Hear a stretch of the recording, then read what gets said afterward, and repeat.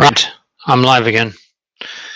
Although I'll have absolutely nobody watching me, which isn't very helpful. Let's just wait and see if we get any populating.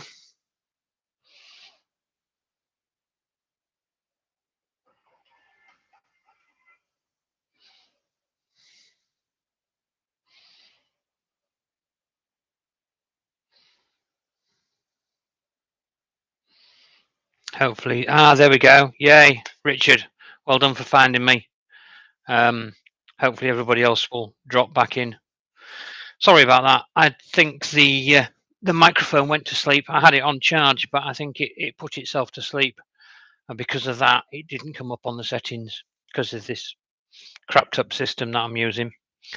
But well done, Richard, for finding me. Nobody else has found me. There is just you, which is a little concerning because everybody else is probably sat waiting for the other stream. Derek's made it. Well done, Derek. I've got a horrible feeling we've lost all the noobs, the newbies, all my new people. I don't quite know. If one of you two could just tweet maybe a post just to say that I've tried again. Because yeah, I don't quite know how many we will have got in here. Bless you guys. You're always here, aren't you? You always come through for me. Kevin's in as well. Fantastic. Excellent. Thank you so much for coming and finding me. I do apologise. The mic was on charge and it appeared that it disconnected and I didn't check because I literally set this video up as I finished the last one. So it's been sat raring to go ever since. So I'm really sorry about that. Hopefully the rest of the guys will come in, will find me. If you could all just tweet that I've redone it. Yeah, I like it dark in the background, Derek. I don't like you seeing how awful my room is. Oh, bless. People are turning up. This is what I love about you lot. It really is. Right, before we start, while there's just us usual blokes, the old schooling, tonight's stream is sponsored by Talisker Single Malt 10-year-old. I was just going to show you a glass of ice and go, guess what I'm having? But that's what we're having tonight. Yeah, so this is what we're... Something else I'm going to do. It's another one of those things that winds me up. Affiliate links. Of course, I do not have an affiliate link for Bambu. But if any of you are considering buying one of their machines, I'm going to put in the description the affiliate link for Adam Vector 3D, because I would like you to support him, because some of you may know he's going through a hard time at the moment. He's had cancer. He's had an operation. He's coming out the other side of it. But because of that, his business has suffered. And I would just, I used his affiliate link when I bought mine. I would just like that if anybody does decide to buy one, not necessarily off the back of my videos, but in general, I would be really pleased if you would use his link and give that little bit of money to him. Like I say, I haven't got an affiliate link anyway, so I'm not going to be losing out, but it will help him. And I just think that's what we should do. So first things first, we're just going to pour a little whiskey. If anybody else out there has got a drink with them this evening, if you'd like to let me know what it is, let me know what the crowd are having. Cheers, everyone. I'm sure I will see you before Christmas, but have a good one, guys, won't you? My daughter was reminding me about I think it was Christmas Eve live stream that I had about 4 years ago, where I was quite drunk. In fact, I was quite drunk before we started. And she said out of all a lot of her friends watch my streams. They don't watch them live because they're too busy playing something, but they do watch them.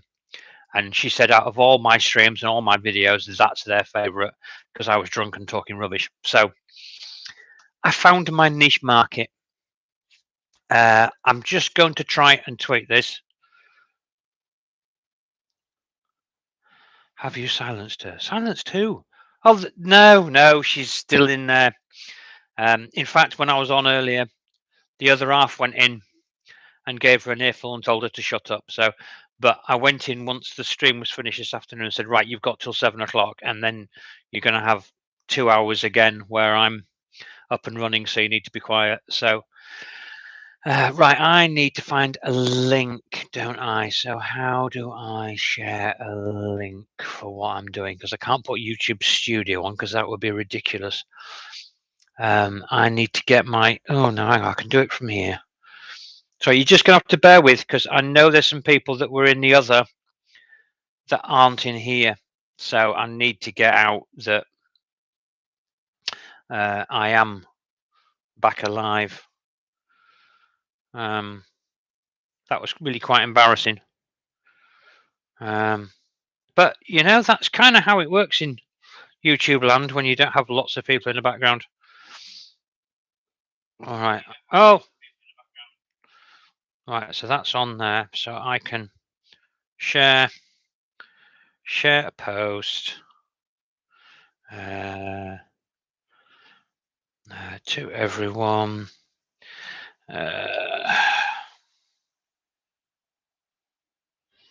Back up here. Return and post. Hopefully that tweet will go out. Ah, it's just, you know, such is life. But I've got my whiskey. Nothing else matters. Right. So I don't know if anybody of you want to follow along with the massive build process. But I might just post a link.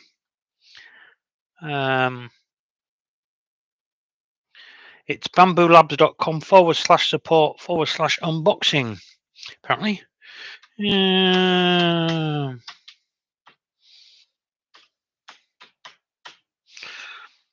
what did I say? Support.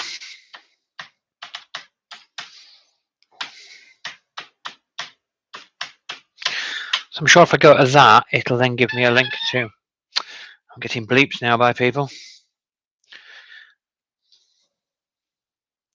Oh, that's the missus asking me if I want wine. No, not at the moment. I'll sit with my whiskey.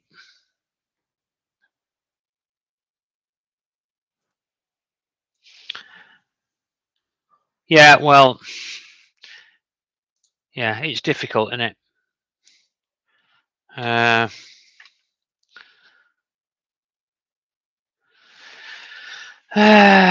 Yeah, it is difficult when you haven't done it for a long time.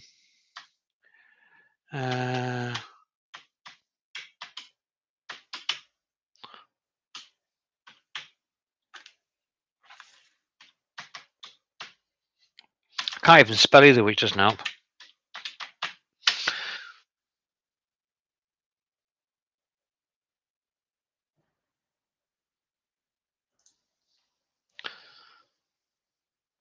It is one of those things, TK. If you'd, it's. I mean, James will tell you the same thing. Having been down to the Rep Rat Festival, it really was. It really did sort of ignite that passion, because I'm sure all of us have gone very flat. I mean, we've all sort of stopped releasing stuff. I mean, Derek's still doing his super duper massive stuff. But a lot of us have just sort of fallen by the wayside and not bothered doing any videos and not bothered doing any live streams. But going down there and meeting the people from the States, and like I said in my video about it, it was such a nice atmosphere. Everybody was so friendly. Everybody was so talkative. Everybody had time for everybody else. There was a real sense of community, and it was lovely. And it really reinvigorated me and made me think, and James, I'm sure he'll agree with me. Really made us think. Do you know what? We're going to go back. We're going to carry on. We're going to do some more stuff. We're going to get back out there again because you do get disillusioned with it. I was, like I said in that other video, I'm rambling a bit now, but hey ho. Like I said in the video when I was talking about Smurf, I'm sure you know we do feel so out on a limb being in the UK, because Europe there are lots of different countries, but they're all same timeline, same everything else, and they sort of band together. And Americans all band together, even with the Canadians up to a point. But we do feel out on a limb. And when, certainly for me, and I'm sure it's the same for James and anybody else who went to the festival, when we went there, it did just made us feel like we were part of it again. And previous to that, we'd done the Birmingham meetup, which was lovely, but it was very much small scale, and it was very much it was just UK people. There was nobody I can remember other than UK people that were there. So E3D were there, bless them. I mean, we've got the B team, which was an ongoing joke, but it was very. Everybody knew everybody else. I mean, Adam was there from Vector, and it was great to talk to him. And it was, we had a good time. I mean, Richard will remember we had a good time. He might not remember, but we did have a good time. But it was very much just that Birmingham stuff was just very much the UK community, and going down to Oxford and, like I say, meeting people. I mean, I met Joel, I met Joe, not Joe Prussia, but Joe as in the 3D printing noob. And we've spoken. He actually been on at least one of my lives. He popped in and said hello. I've been on his. We've talked one thing or another. I was walking from one room to another room. He was walking the other way. I saw him. I thought, oh, it's Joe, but he's not going to know who I am, so I'm not going to embarrass myself by talking to him. And he went, hey, Matt, how are you doing? Really nice to meet you. And it was just like, what? Hey? And it was for a split second, it was incredibly weird because I did not expect for one moment that he would know who I am, recognize me, or possibly even give me the time of day. Because when you get in a situation like that, me personally, I take a step back and I let the great and the good talk to each other because they all seem to know each other and have a chat. But just straight away, boom, so nice, so friendly. Yeah, there was one other person. I'm sure you know Shane from 1440 Makers, and he works at Prusa. Same old Shane is his Twitter thing.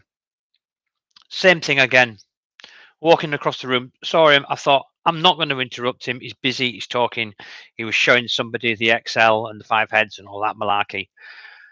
And he went, hey, Matt, so good to see you. So good to finally meet you. And just really like hug, friendly. And it's just like, oh my God, because I didn't feel for one moment that anybody would react to that way. And it wasn't just to me, it was to everybody was just so nice with everybody else. The best thing about Shane, I probably shouldn't tell you this, he might get into trouble, but when Prussia had finished, Karen's going to laugh at this because she knows the backstory to this, because some people we were with, Karen and I and Wexter, who remain nameless, spent the whole weekend saying to Shane, oh, well, when you pack up, we'll take your half-empty spools off you, and we might do this, we might do that. Well, unfortunately, they left before Prussia started packing up. And when Prussia started packing up, Shane came over and went, all right, Matt, come here, because I've got some bits of filament and stuff you can have. And I'm like, all right, brilliant, that's really nice of you. And he went, we're at Rest at Guys. I said, oh, they've had to go. So they've packed up and they've left. He went, oh, well, fair enough. And I ended up with 1, 2, 3, 4, 5, 6, 7, 8 rolls of different types of cruciament, all 95% full rolls, and he was just packing it into. I got a bag and a box, and I'm carrying it all like that. And I had 3/4 of an hour walk to get back to where I was staying with all this gear like that. No, Karen, no, I didn't clean up there. I cleaned up when I was having me raffle tickets. That's when I cleaned up. But such nice people. Anyway, I digress. That's not what we're here for, is it? But it has means that there's now 10 people in the room.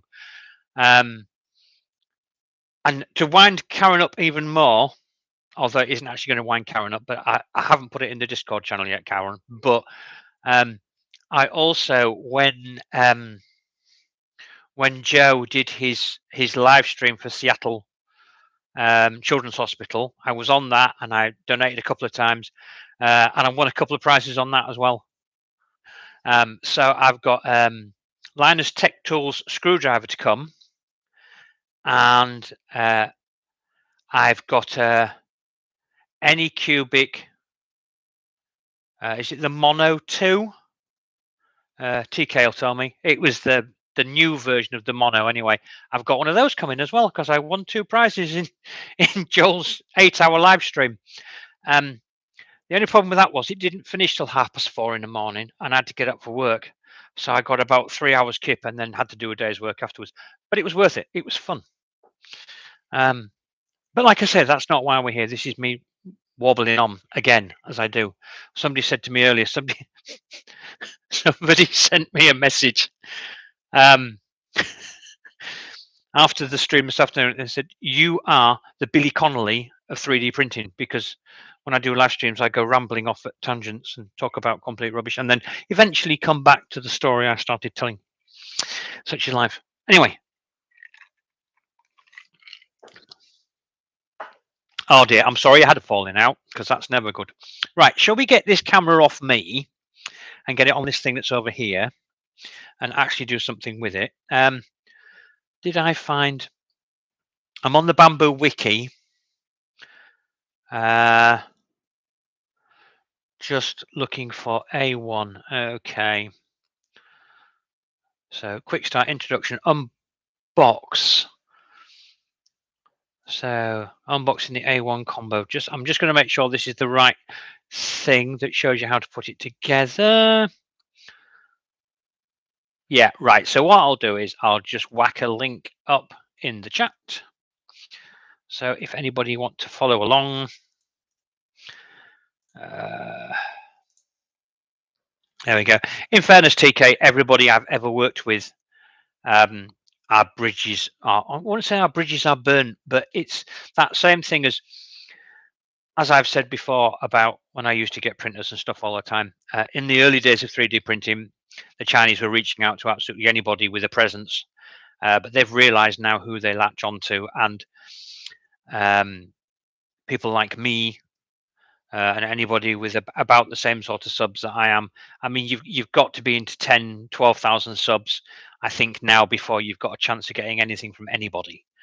But all the people I worked with, whenever they put out a new printer, I reach out to them and they're like, "Oh, well, you're not really in our demographic anymore, or you've not really put enough videos out recently, or that and that and that." So I don't get anything anymore. Anything I get, I pay for, which is why I've got 2 printers. But right, we're going to... Right, I'm with you. I'm with you. Right, let's just get this camera off my ugly mug. We can do that by going, Ian! Dude! Thank you so much for coming in. If Ian put a link up to your YouTube channel, you need to start following this guy and watching him. He's actually a very talented designer of 3D printing stuff, and we go back quite a long way. But he's got a new niche that he's into now, which is Euro Truck Simulator. And he actually got it because his son kept asking him for it. So he's restarted his Steam account and downloaded it. Don't you think his son's had a look in yet? I think it's just been... Oh, you were at school. He said something on his last video about, in fact, son doesn't get to play it during the week because it's school nights and da da da da. But damn it, he seems to be on it all the time. Bless him, does Ian? And it's great content. It's quite fun to watch. But it's very fun to watch. Please, Ian, stick a link in the description.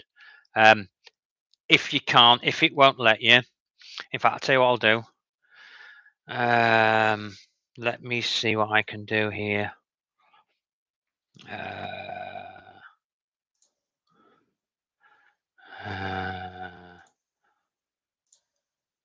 Right, I've made you a mod, Ian, so you can now stick a link in the chat so everybody can go and look at your videos because they're really good. They really are good. Anyway, I need to come off me. And go on to there.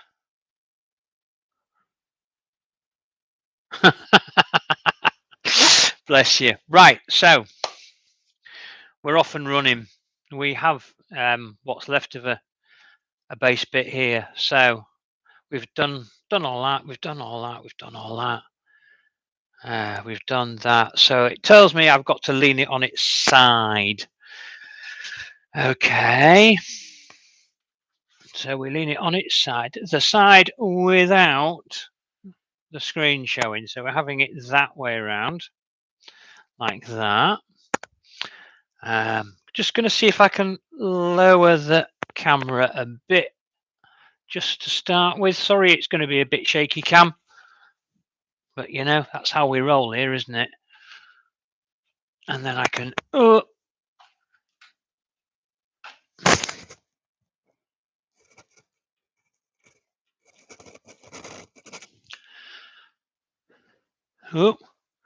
there we go, that'll do. Right, so that's pretty good, isn't it? Right, so it says use Allen key H2 to remove the 4 highlighted screws. So what Allen key is this? I'm guessing it's the big one, which is that one, which is I'm guessing is the H2 to remove the 4 highlighted screws. Doesn't say in any particular order. So it says remove the 4 highlighted screws at the bottom of the base housing to unlock the heat bed. Be careful when fully releasing the heat bed. Use foam packaging in a package to protect the heat bed from swinging. I don't think it's going to swing. I've got my hand on it. That will stop it from swinging. We don't like swinging, do we?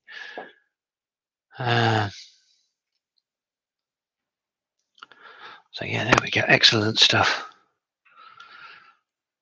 So yeah, somebody put a link up for Ian. Please let somebody have put up a link for Ian. If they haven't, they should do. You know, there's more mods in here than there is anything else. You're all my friends. You all deserve to be mods. That's the way the cookie crumbles. So we have a grand total of 12 people watching.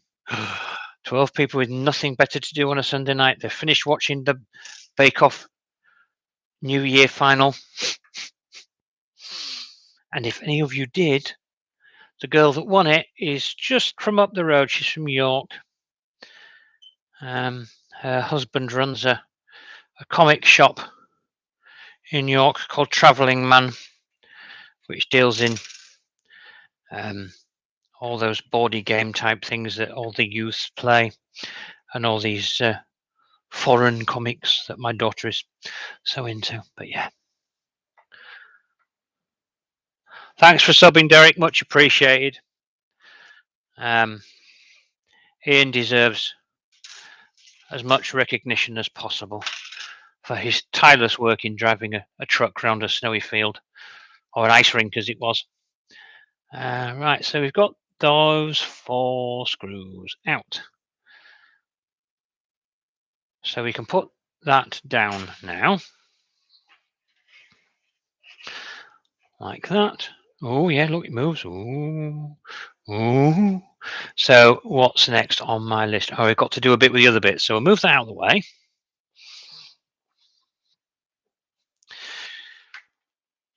Yeah. Now, on their picture, they've already... Oh, no, they haven't. They've still got everything on. there you go. He's going to do some more 3D printing stuff too. Excellent. Good to hear, mate. Yeah. And next year, Ian, you have to get yourself there. There is, again, it's another one of these things that maybe I shouldn't tell you. So you probably didn't hear it from me. There is more than a rumor that there will definitely be a Smurf next year. One of the companies that was there this year, I have spoken to recently, and they say that they have been speaking to E3D and the Sanjay Mortimer Rat Festival about something they want to do for it for next year. So, extrapolating that, if they're talking about something they want to do next year, and they're in talks with E3D about it, E3D must be considering doing one next year. So, you've got a year. I'm warning you now. You've got a year to make time, work out how to get down to it, how to be there. I can't guarantee there will be as many, in inverted commas, famous people as there was this year. But I'm sure some of them will certainly come back. Sorry, I'm trying to read and work at the same time here. But yeah, as far as I'm aware, it's happening. And I'll be there. I'll absolutely be there. So if for no other reason that I'll be there, and if Karen can hop on the plane and come over from Ireland for a day, I mean, that shows dedication. Her and the whole family on a plane over from Ireland just for their Saturday, went home the Sunday morning. I mean, I don't think did you come down on the Thursday or the Friday, Karen? I can't remember. But met up with Wexter and a grumpy dude and Pokon and all the happy people.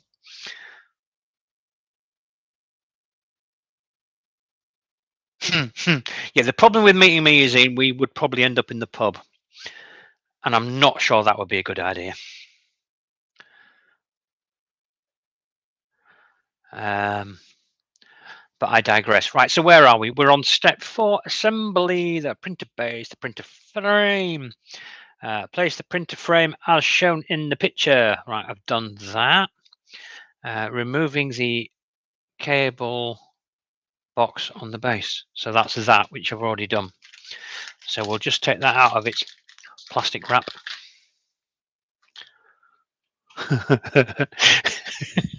You say that now, Ian.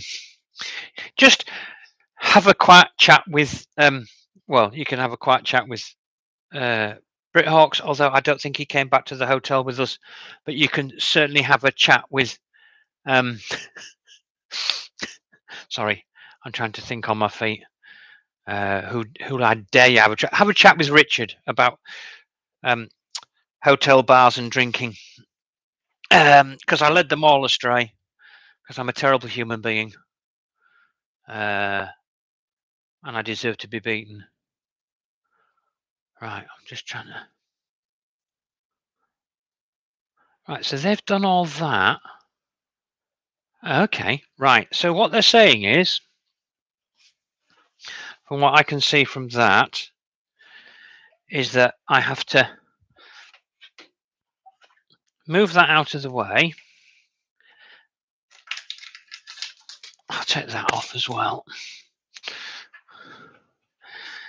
And then you have to sit that in like, oh, I haven't got enough hands, don't fall over. Sit that in like that, and then drop it down like that. So I have to see that went in. That was easy. Yeah,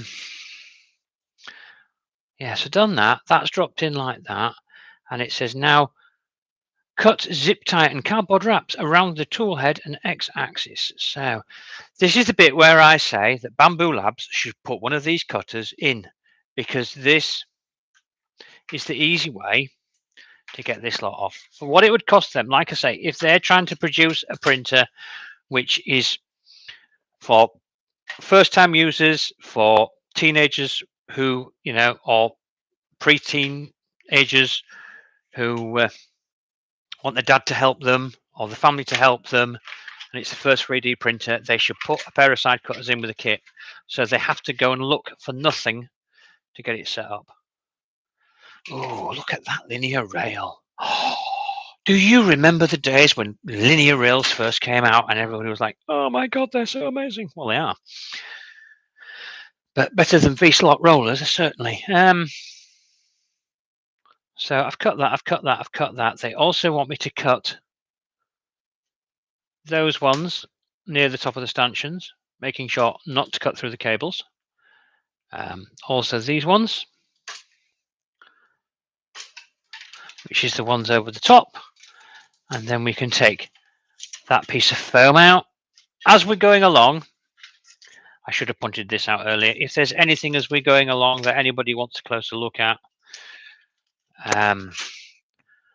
you can certainly ask. I just can't believe I've waited this long to bloody unbox the thing. I will show you. Just bear with. I'm going to swap you to the other camera, and I just want to show you. Right, here we go. So there's no what's the word I'm looking for? There's no extrusions of any type in this. It's all purpose built. So as you can see, even these pieces here, which are cast aluminium, which join this rail into the rods like that. Now, Adam on his stream tried to show what was going on in there, and it's difficult to see, but there is there's like a linear bearing inside there. So the linear bearing runs up and down through the rods. It is incredibly difficult to see it, but I can see it in there. In fact, that's not helping you at all. So it's linear, although it's on rods, it is linear bearings as well in there, as well as the one you've got on there. But everything is just so beautifully manufactured. It really is. Everything's just, there's no room for bad tolerances, let's say, that you always used to get with extrusions. You were 2020 or 2040 extrusions, you always got that bit of play when you were making the frame up, and you had to make sure it was flat and level. And there's absolutely none of that when you're working with a machine like this. It is all just absolutely cock on, which can only help.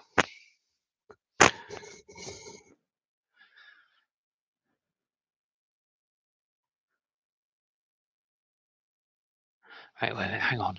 If Karen is going, I'm out. She'll just talk me into buying liquid stuff. Oh, bless. Cheers, everyone. Oh, that's good whiskey. Right, so where am I? Answers on a postcard too. Okay, so I've cut all those. Right, you now have to slide the bed forward. Like so, apparently. That was difficult. And then from the back, there is a removable panel. There certainly is. So there's a removable panel, which we shall remove and put to one side and try not to forget where it is. And look, he says, putting his hand in front of it. There's lots of things with green on them. And this is to show you where the screws go. Now, you can, once you've put your screws in, you can peel those stickers off because they are actually stickers. In fact, even that one, they've got little tabs at the back. So you can peel them up and take them off. I'm not going to for now. But how nice is that they're all color-coded, so you know exactly where you need to put the screws in. See, this is what I mean about it being fantastic for the first-time user. And it says we need to pick up the bag, which has 4 base housing on, which is that one, which says, focus, 4 base housing. So, and they're all the same size screw. So you're not having to look at M4 by 20s or M4 by 30s or anything, anything like that that causes a problem. Every single one of those screws is the same. So you can't put one in the wrong spot. They all, so yeah, put all those in, tighten them up using that. So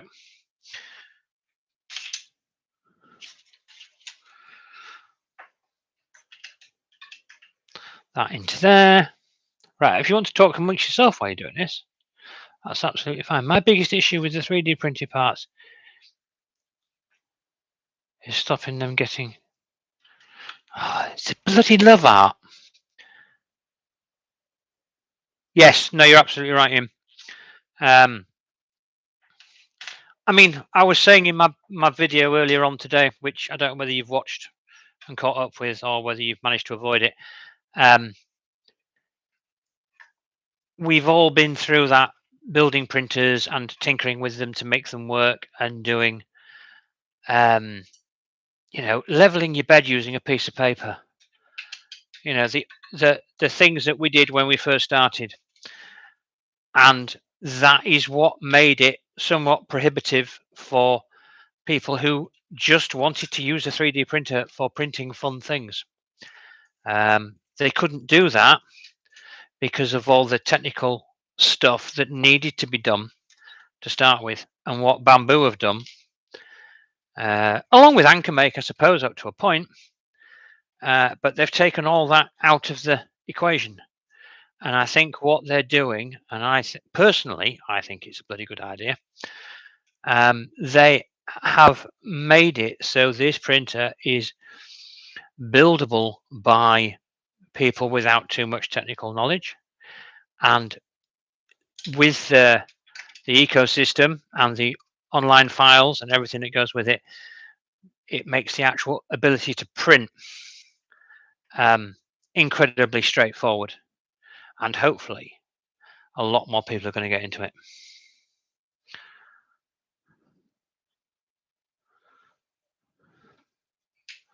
No, well, that's fine. We all have to do that.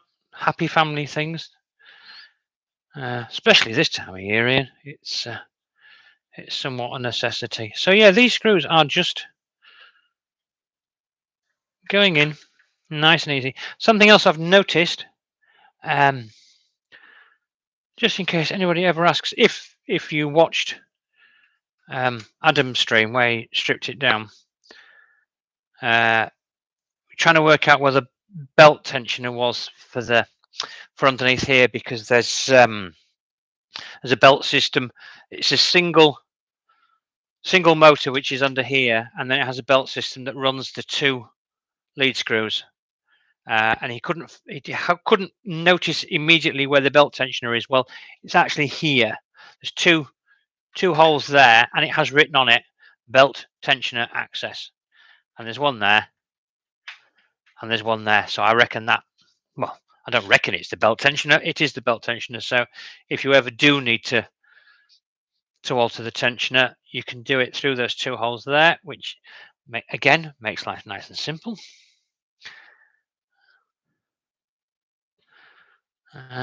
So we'll just make sure those are tight. I'm trying to keep up with the chat.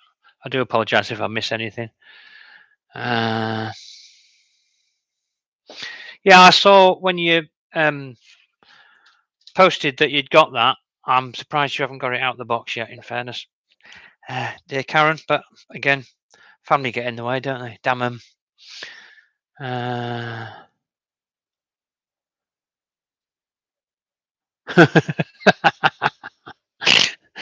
Oh, Ian.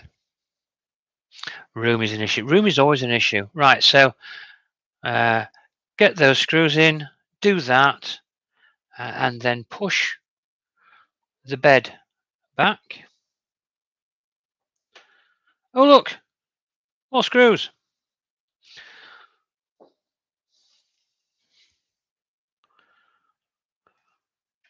So yeah, this is, there's actually 4 here. How on earth am I supposed to get to those ones? Is there, oh, now there's the thing. How am I supposed to get to those from the other side? Did I not push it far enough forward? We might need to investigate that. There's 2 here, which are actually underneath the bed. So I'm not sure whether I had the bed. It's possibly the angle I'm sat at looking at the printer that I couldn't see those 2. Probably if I was to stand up, I would see those. So what I'll do is I'll pop these 2 in, and then I'll push the bed forward again, and we will try and get to them from the other side. I think I just didn't sort it right in my brain. But that's nothing new, is it? So we'll tighten that back up like that, and then we'll slide these forward. And lo and behold, yes, they are there. I can see them. And it would appear I have a spare screw. I have got a screw in every hole. So I'm just double checking I have actually got a screw in every hole. It'd be embarrassing if I hadn't, but I'm fairly certain I have. Yeah. So they do actually provide one spare as well. So if you do that wonderful thing of dropping one on the floor, you have actually got at least one spare to finish your build off, which is very nice of them.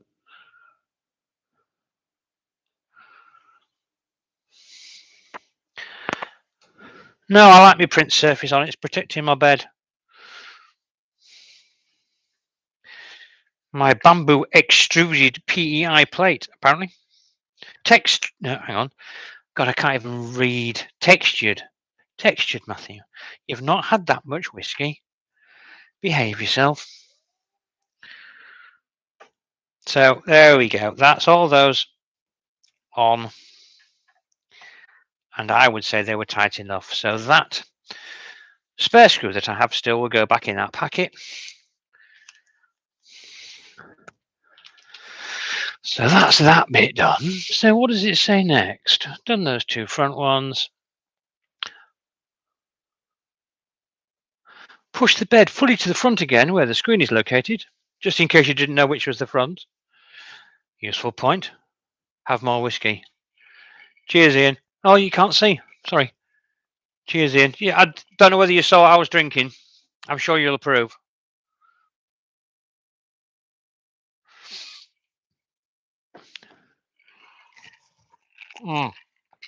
It was on special on Amazon.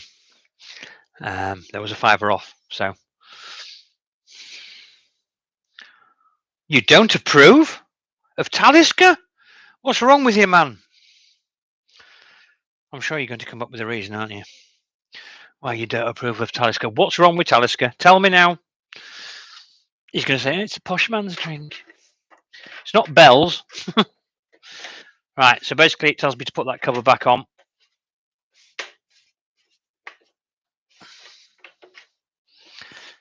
Which won't go back on.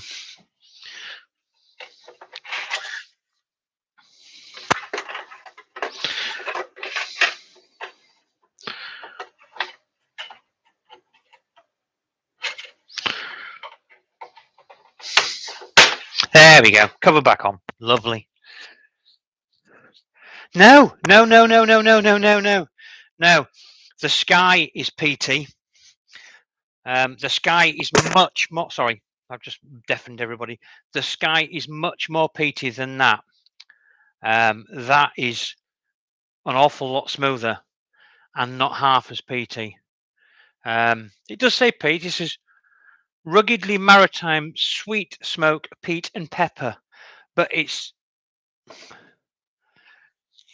no, it's nothing like the Sky one that was. Oh God, that was really peaty. But no, that's really nice. Anyway, where was I? So that's cover back on.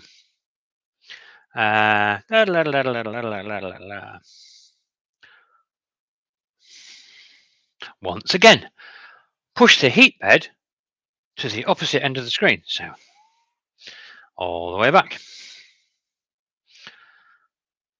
Turn the A1 90 degrees onto its rear, laying it on the edge of a table. It's recommended to cover the table with cardboard. Right. Okay. So, oh, I get you. Right. Okay. Well, that's not going to work.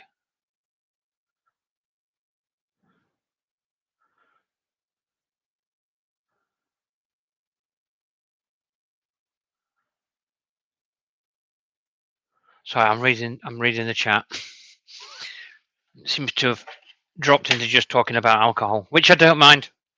That's perfectly fine. Right, sod a bit of cardboard. I don't need cardboard. I'm a man. So what they're basically asking me to do is to lay it down like that. And I'm going to need to move the camera again, which is going to be difficult because of all the lights I've got set up. Let's just see if I can't. Oh, I'll tell you what I'll do. I'll leave that camera there. Yeah, it's the base housing that we're doing. So basically, I'll pull this camera off and I'll swap you over. So at this stage, we are talking about this piece here and installing this, which has already got a screw in place. Look,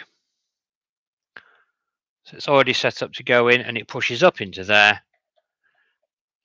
like that, and then that pushes up, and then we just screw the screw in.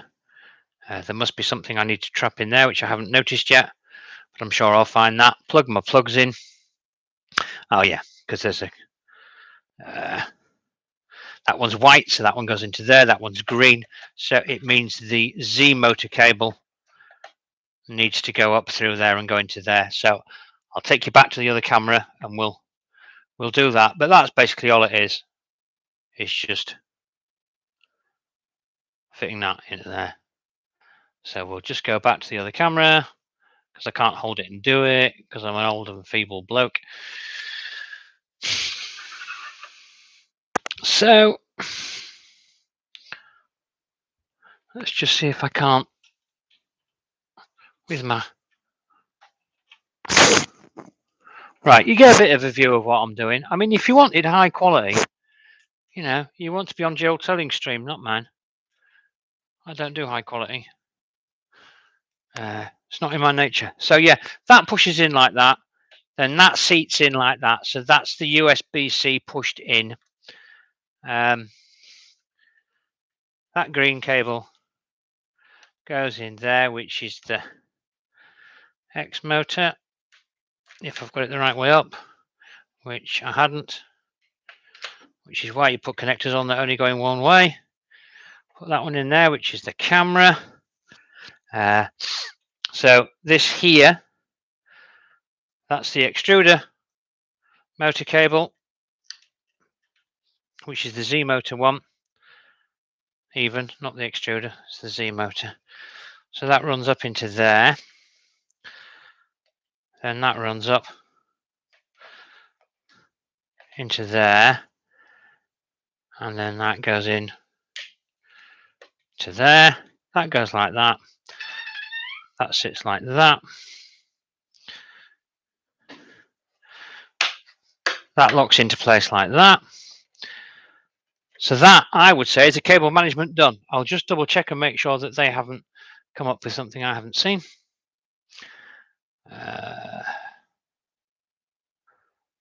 Where have I put it now? There. Yeah, that's that. I haven't put the screw in. So that's screwed in. Pint of Baileys. Bloody hell. Who was it? There was a... what was his name? It was a builder off Ground Force, and he used to drink pints of Baileys with ice, didn't he? What was his name? Yeah, done that, done all that. This wiki's very good, this instructor man. Tommy Walsh. There we go.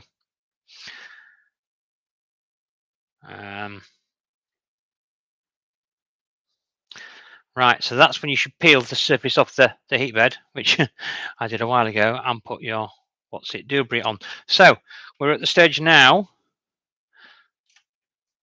that we take this and put it back like that, and that's it. You see, that's weird. Like I was talking in the earlier stream, it's got these soft feet at the front and back, but then the feet on this I'll call it an H frame for the sake of it, has got solid feet. So there's flex. The whole thing's got a little bit of give in it, which I'm sure they know what they're doing. I mean, you'd expect it to. I mean, you would think, oh, I haven't got it level, but that is kind of how it is. It's just kind of like that. But is this a drink? But is this a soft drink? I could drink it all night and not get drunk. I don't think there's a single drink I could drink and not get drunk. It just takes a while. Right, if the tool head is moved to the far left during the operation, which it is, gently push the tool head towards the motor cover before installing the purge wiper, allowing space for installation. So you push that carefully, like that. Now you see that's another thing you just have to worry about. Oh, don't push it too hard, because using the stepper motors backwards will put power through the board and it'll blow all your chips. Something else you used to have to worry about. I don't know whether you do anymore. Okay, so it then says take this. I'm going to move the camera again because I'm not doing a very good job of keeping you guys actually looking at what's going on. But then in fairness, you're not telling me.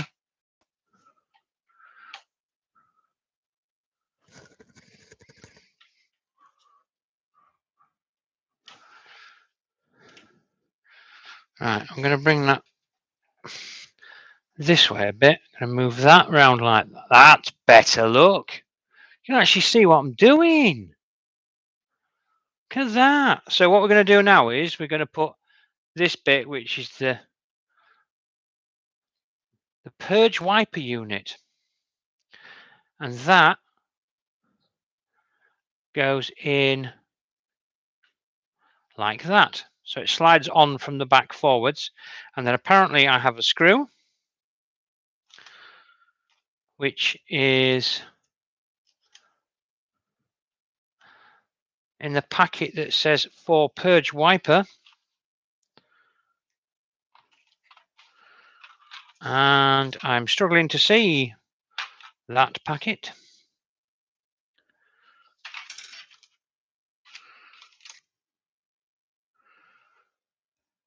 That's because it's there.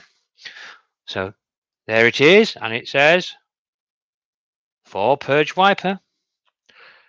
See, great documentation, great sorting out of all the screws. So if I can actually get into the packet with my old man hands.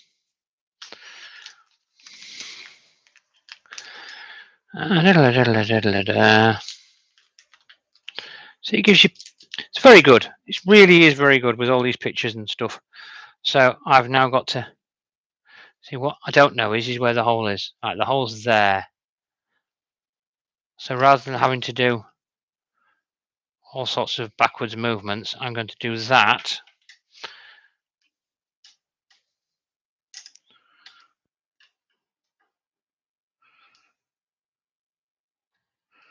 Can't find my hole. Right, I can't see.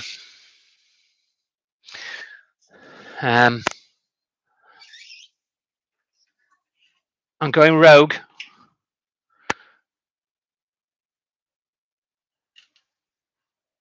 There we go. It didn't tell me to do that. I just did that on my own. I hope I haven't been naughty.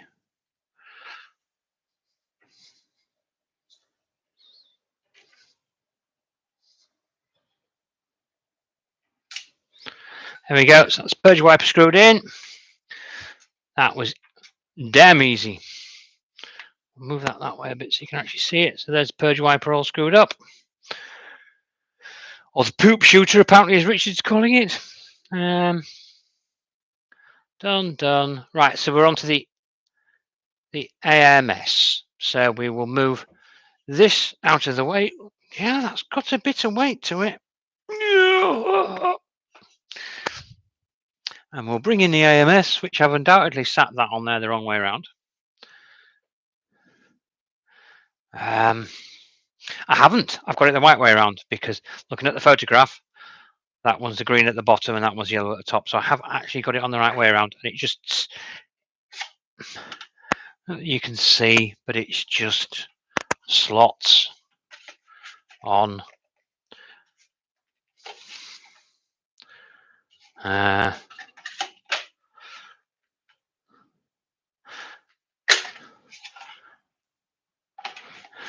Gotta make sure I get this on the right way, and I'll look idiotic if I haven't. Now, that's interesting. It does actually only fit one way. If you try and fit it like that, you see that doesn't go on. If I turn that around and I put it on like that, it fits. So it does actually only fit on one way. So you can't even get that wrong. 4 screws to the AMS stand, all the same. What does hench mean? Ian, what does hench mean? Don't understand. Beefy. Well, yeah. Who was it? Who I watched somebody's video, and I'm sure somebody else would have watched it, and they said basically they could sit on that rail across the top. It was Adam again. He was, I mean, he weighs a lot less than me, bless him. But he basically said he would be more than comfortable to sit on that top rail, and he would be happy that it would quite easily hold his weight. I mean, it is a tough little baby. It really is. It's a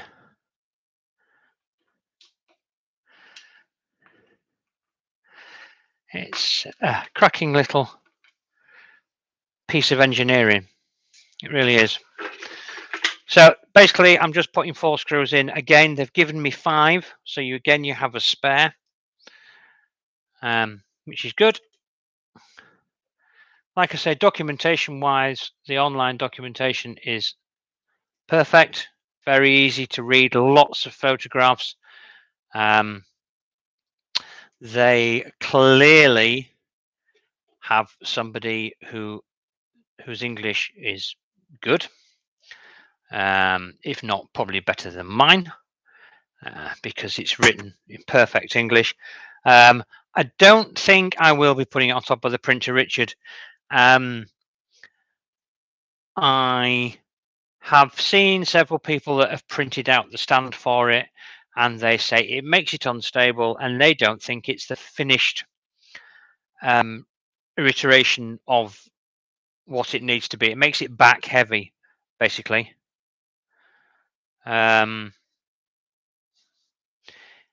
So, I mean, I'm sure there'll be some talented people out there that will design something to make it sit on top that makes it sit more level. Because at the moment, like I say, it does seem to make it back heavy. I believe that Bambu Labs have actually got an injection molded one that you can buy, but whether it is actually the same thing as the 3D printed files that are out there at the moment, I don't know. But I've seen it. I don't need to save that space, so I don't think I will be doing that. I'm more likely to look at maybe seeing if anybody's done wall mounts for it, so you can have it mounted on the wall behind the printer. I think that's probably more the direction I'll be going than try and fit it to the printer. But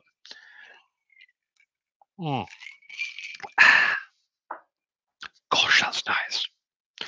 So we put those 4 screws in. Now we've got to put these, which are the spool holders, that spindle sort of spoolie things.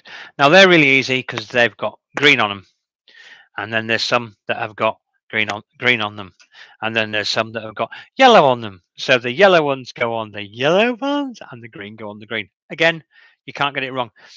I don't know whether you can see. I'll turn it sideways so you can see. Basically, they've got a hexagonal socket there, and the yellow's got a hexagonal in there, and then the green has got a rectangular in there that you can't see, and that's rectangular there. So there's no possible way of getting them mixed up. Even if I was to put that on there, it won't go on because hexagonal and square doesn't fit. I got that in infant school with me. sand pit. So that just goes on, give it a push, it's in. Same with that. Spin it round till you feel it start to try and locate. Give it a push, it's on. Around the other side, green to green, it's on.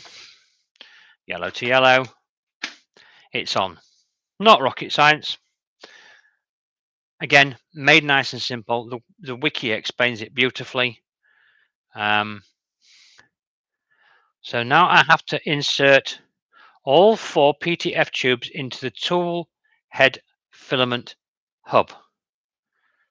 Okay, so what we need to do then, I'll just ahead of time, jumping forward, I'm sure isn't good for me.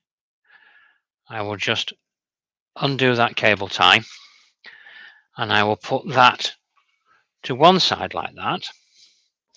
And I should go back down here and I shall pick this up and I will put that back on there. So what they want me to do is to put, yeah, them into there. So there is a picture. There is a picture. These are there, these are these.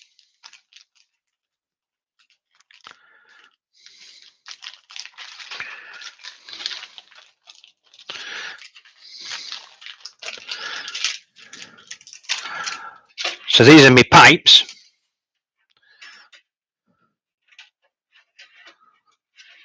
So the one that's loose, that's on its own, is the one for when if you're just using a single spool of filament. These are the 4.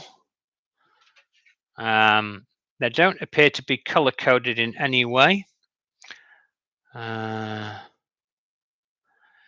It's robust, yes, Ian, but it is very lightweight plastic. Well, you can hear that. It is. I mean, it is robust. Don't get me wrong. It's not going to go anywhere, but there's not a lot of weight to it at all. It's quite a lightweight thing. But to all intents and purposes, as far as I'm aware, they say it's as good, if not better, than the AMS that's on the X1 carbon that's behind me. Well, yeah, I mean, in fairness, when you put 4 spools on it, it's a maximum of 4 kilos, isn't it? Oh, now wait a minute. We've got some alleged measuring to do here. So what they're saying to me is,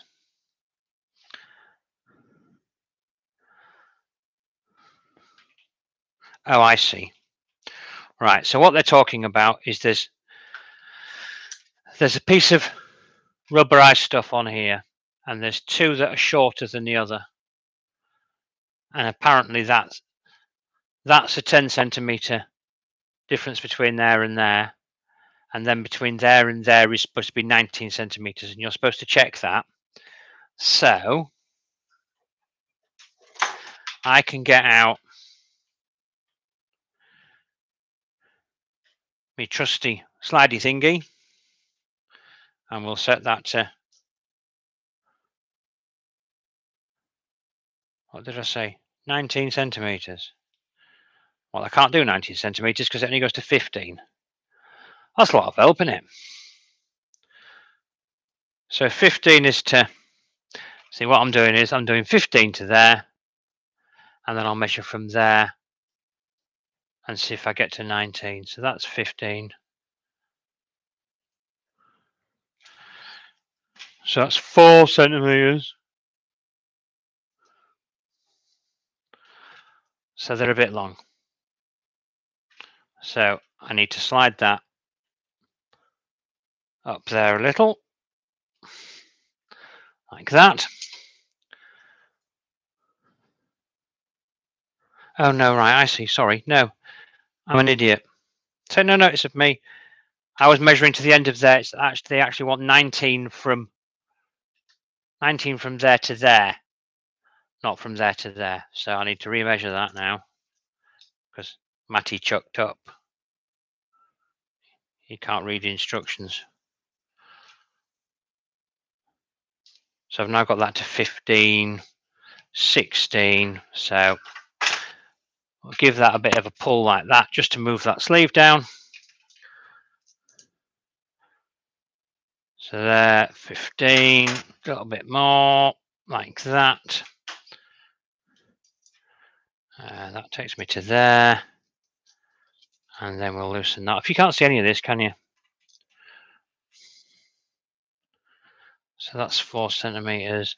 Yay, that'll do. That's close enough. The optimal position will organise and align the edge of the hub, the lower edge of the beam, there.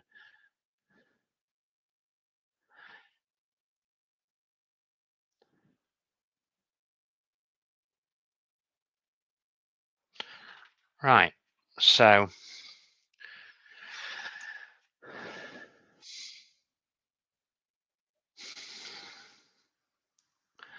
it's called a silicon organizer, apparently. I'd call it a bit of plastic tube. So insert the 2 shorter PTFE tubes into ports 1 and 2, and the longer PTFE tubes into ports, yeah, you guessed it, 3 and 4. So you have to trace these back. So that's those 2, which is those 2, which is those 2. So the short ones, now the thing is this isn't numbered that I can see. So does it show me on the screen which is 1 and 2 and which is 3 and 4?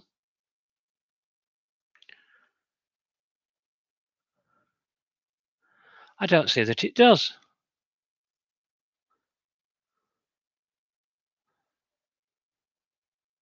Is anybody looking at the wiki that can tell me?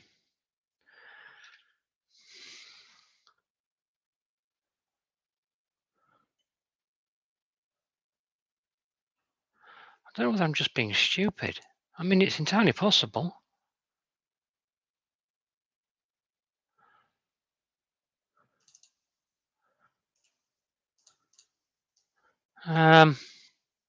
So I can see on here we've got 1 and 2, 3 and 4. That's glaringly obvious, even to me, and I'm stupid. But it's where they go on this end.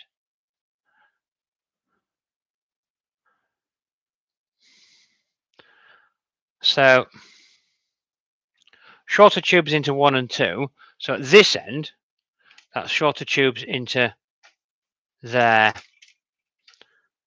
and there, and then the longer ones into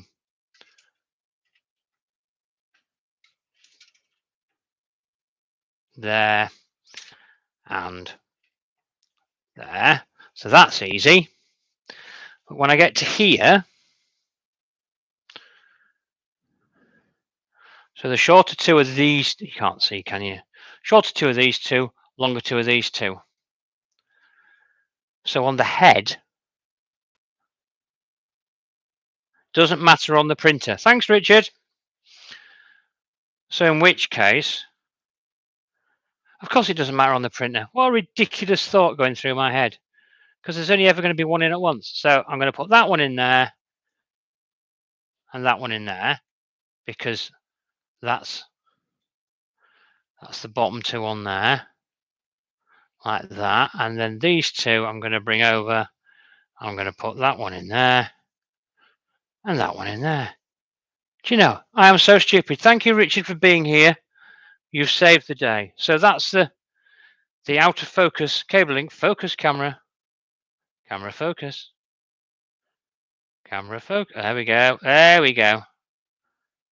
There we go. Back in the room. So we've done that. We've done that. We've done that. We've done that.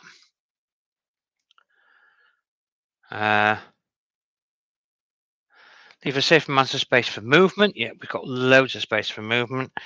I'm going to put the build surface on as soon as I remember where I put it. Making sure that we don't go beyond those 2 tabs at the back. So we'll sit like that. So we're up against the tabs, but not over them. Build surface on. Nice. Then we need to take the plug from the AMS Lite 4-pin connector into the port on the Mini, either one, it says. So it doesn't matter which you put it into.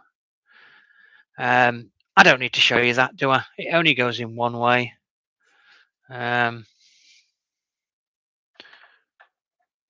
I'll put it into that one like that. So that's that in. So I press that in. And then we need to put, oh, is it something about a power cable? It's nearly time. Right, take your bets now, ladies and gentlemen, all 11 of you in the room. Blue smoke or no blue smoke? That is the question. Are we going to have a small fire on our hands? Or are we going to live to see another day?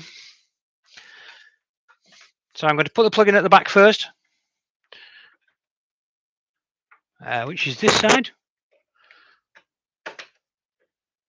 like so. And then I'm going to crawl under the table and plug it in. You want to be able to see the screen, really, don't you? Every confidence in me. Foolish boy. Right, we're going to move that back. Oh, do you know, I always get that the wrong way around first time. So now we've got an overall view. Now I'm going to crawl onto the desk, everyone. It may be quite some time. I think I'm channeling Big Clive, I'm sorry. Okay, short flex. Bamboo, I want a longer cable. 1 moment, please. Right, so that's that plugged in. Fingers in ears. Are we ready? On 3, 2, 1. Oh, there was a click. We have something. We definitely have. Oh, it's playing tunes and everything. I'm going to see if I can't zoom in on the screen for you a bit. This could be interesting. This might work. This might not.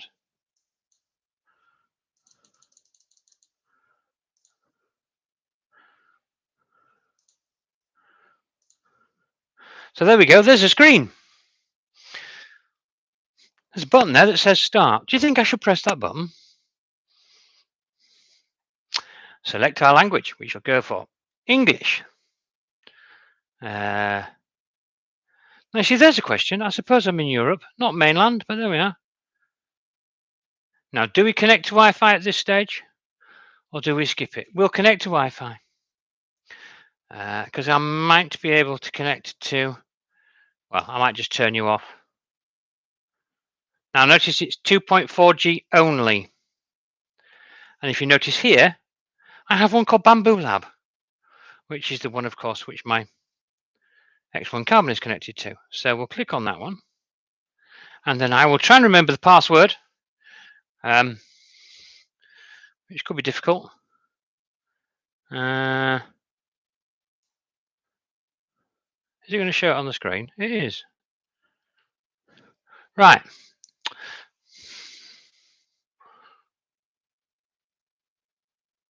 I don't know whether I need to really be bothered about using my password, but oh,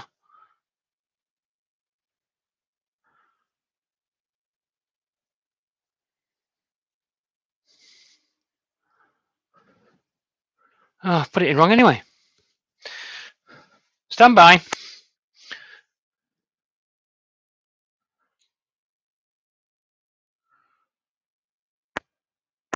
No, you can't connect. I haven't put it in. Oh, technical.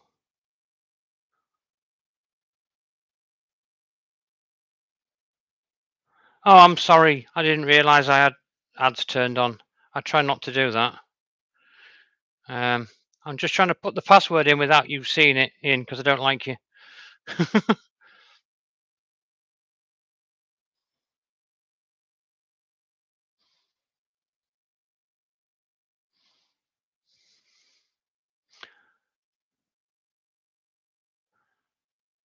There we go. We're in.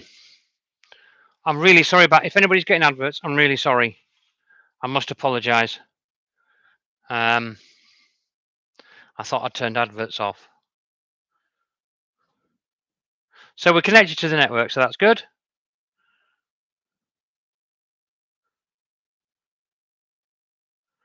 We'll just skip that for now. We're not interested in policies because Chinese government have got all the information they need already. I'll skip that for now. So we'll do vibration compensation and noise motor calibration, which take 12 minutes in total. So we might have to have a little chat while we do this. I will zoom the camera back out first. Oh, I tell you what, mate. I won't swear because it would be quite nice if some younger people watch this video. But the rubbish that is spouted about, oh, the information they're taking from your printer, the amount of things they can see. I really don't care. I've got nothing to hide. There's more horrible things going on in the world at the moment, apart from the Chinese government knowing what I print on my 3D printer. They're welcome to it. They really are. So we're going to press start. And this says motor noise cancellation, minutes are measured, subtle individual differences. Each motor for the active noise calibration algorithm.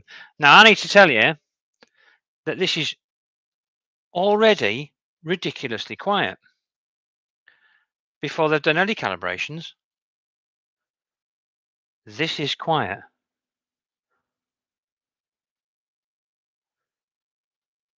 That is really quiet. Is this where it crashes into the bread and tears everything to pieces? It didn't. It's time for more whiskey, I know that. My water's melting it. So we're just going to... I don't know whether you can actually hear that. All right, there's a bit of a noise there.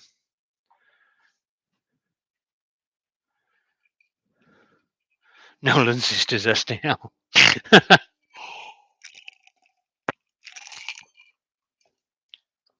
No, I quite honestly feel, and it may just be me, I could do with not being there, couldn't it? Just seems a bit... Ah, it's supposed to clip up there, that's why. There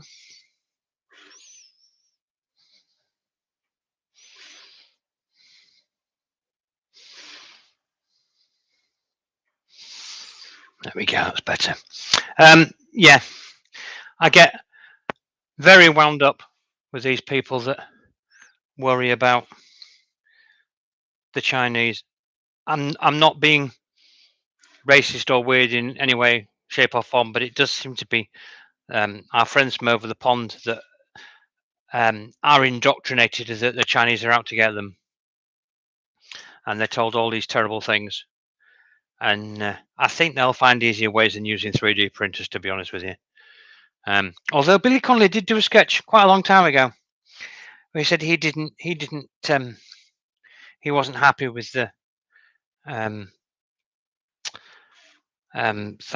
Japanese and the Chinese and all the stuff they were bringing in, and he said all these people walking around with Walkmans on their heads with their earphones, and he says, and one day they'll flick a switch somewhere and all the cables that are dangling out of your ears will tighten up around your necks and strangle you. I mean, he said it a lot better than me. But now, if they're interested in my data, I'm sure with my purchases on AliExpress and Temu and everything else that I've done, they've probably got all the information they want from me by now. And like I say, if they're interested in what I'm printing, that's fine by me. Cheers, guys. There you go. Christened it.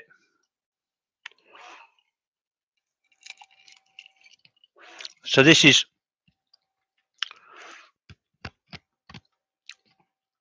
measures subtle individual differences of each motor for active noise calibration algorithm, which I think is, well, I don't know what it is, but if it works, we're not going to argue with it, are we?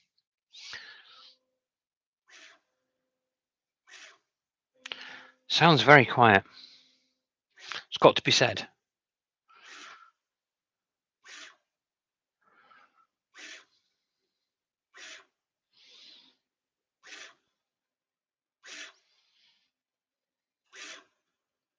Interesting, isn't it?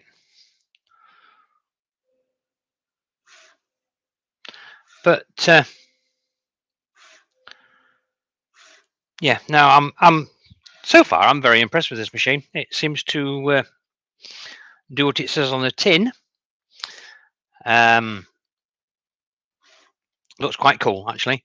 The kit I got while we were waiting for this to sort itself out, this thing, I went and looked it up, and it's like a ball within a ball within a ball within a ball within a ball within a ball, and you get a bag of ball bearings and other types of bearings. There's some quite cool bearings in there actually, and then a little bag of hardware with lots of little screws in it, and then you print the pieces. It does actually look like it's about well, it's probably the same size as the bed. It's probably 250 mil across, something like that. It's quite a big thing. And then the other thing you get that goes in the middle of it,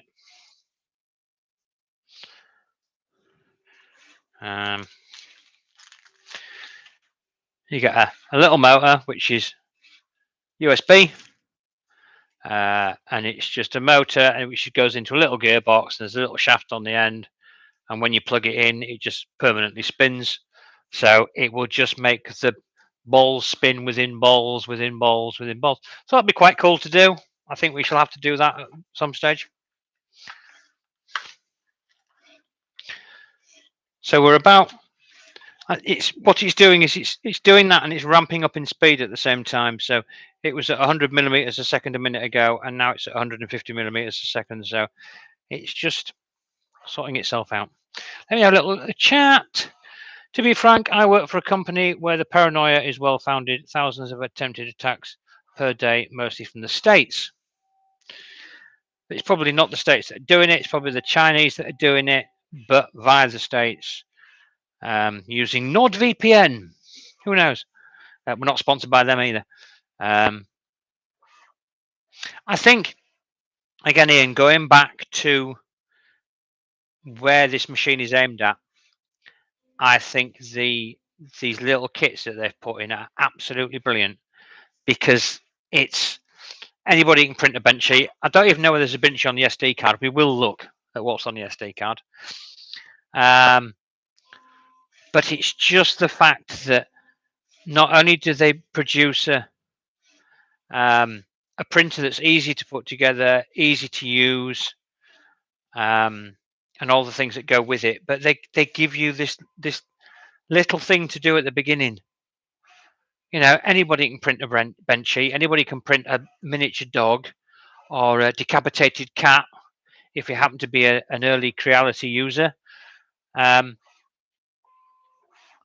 yeah, it's I think it's a great thing. Derek, are you talking about the fact that the AMS is moving when the Z-axis is going backwards and forwards? Because it probably is, because there is no weight on it, because there's no reels on it. It is going to pull it slightly. I think the minute you get a kilo spool on there, or half a kilo spool on there, that won't happen. And it might be that I need to slightly alter the positioning of the AMS. I might need to push it back slightly. You know, if I was to put it there, does it move it as much? But like I say, the minute you get a spool of filament on it, I don't think you'll notice it. I think it is basically because it's empty. And you would never print with it empty with those connected, because you would have your single piece in with your spool on top with your single spool holder.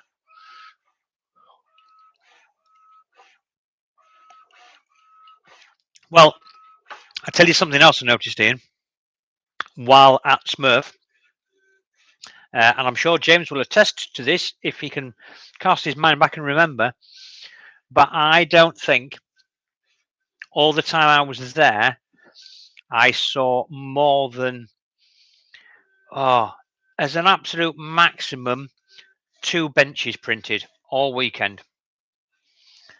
It doesn't seem to be the done thing anymore, doesn't benches? Nobody was printing benches. They didn't even do it on that bloody great Voron that they've got, which I've got to say is a massive great thing. If you've not seen anything about it, if you go on 3D Maker Noob's YouTube channel, he put a video on about it this afternoon. It is just the most ginormous thing. The most ginormous thing. I can't remember what it sold for in the auction finally. It was about, I think it was about £6,000. But the talk was in the room that Joseph Prusa was the highest bidder on it. Go way up. Earthquake! Joseph Prusa was the highest bidder on it, right up to the last about 20 seconds, and then somebody else nipped in and pipped him to the post. So yeah, that was the word in the room that Joe Prusa was after it. But like I say, somebody else beat him to it. But I can't remember what it went for in the end.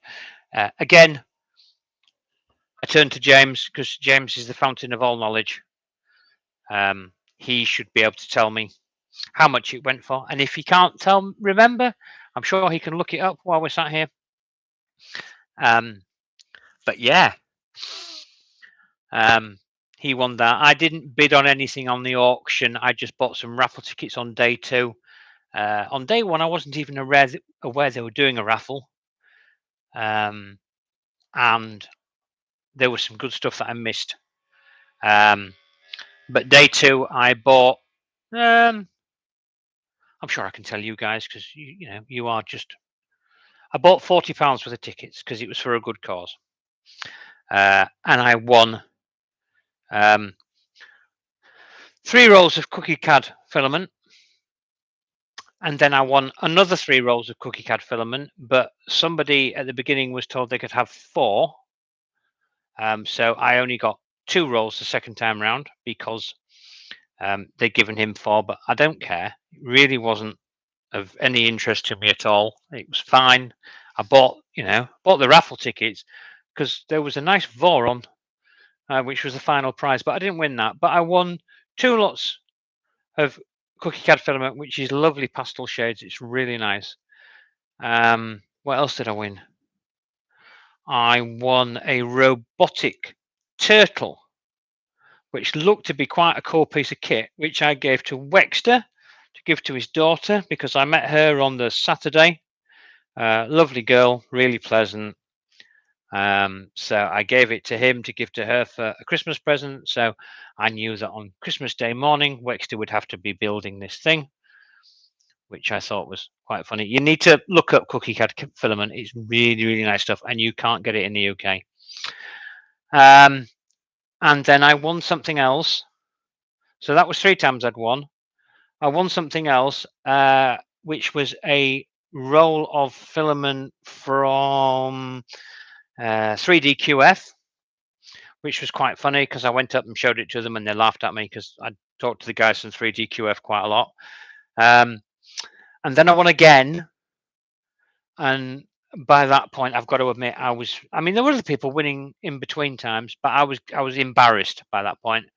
And when I won for the 5th time, I just said, draw them again. If my numbers come up again, just draw them again until we get to the Voron, because I'd like the Voron, but so I think I got drawn twice more, and I just said to him, draw it again. I don't want it.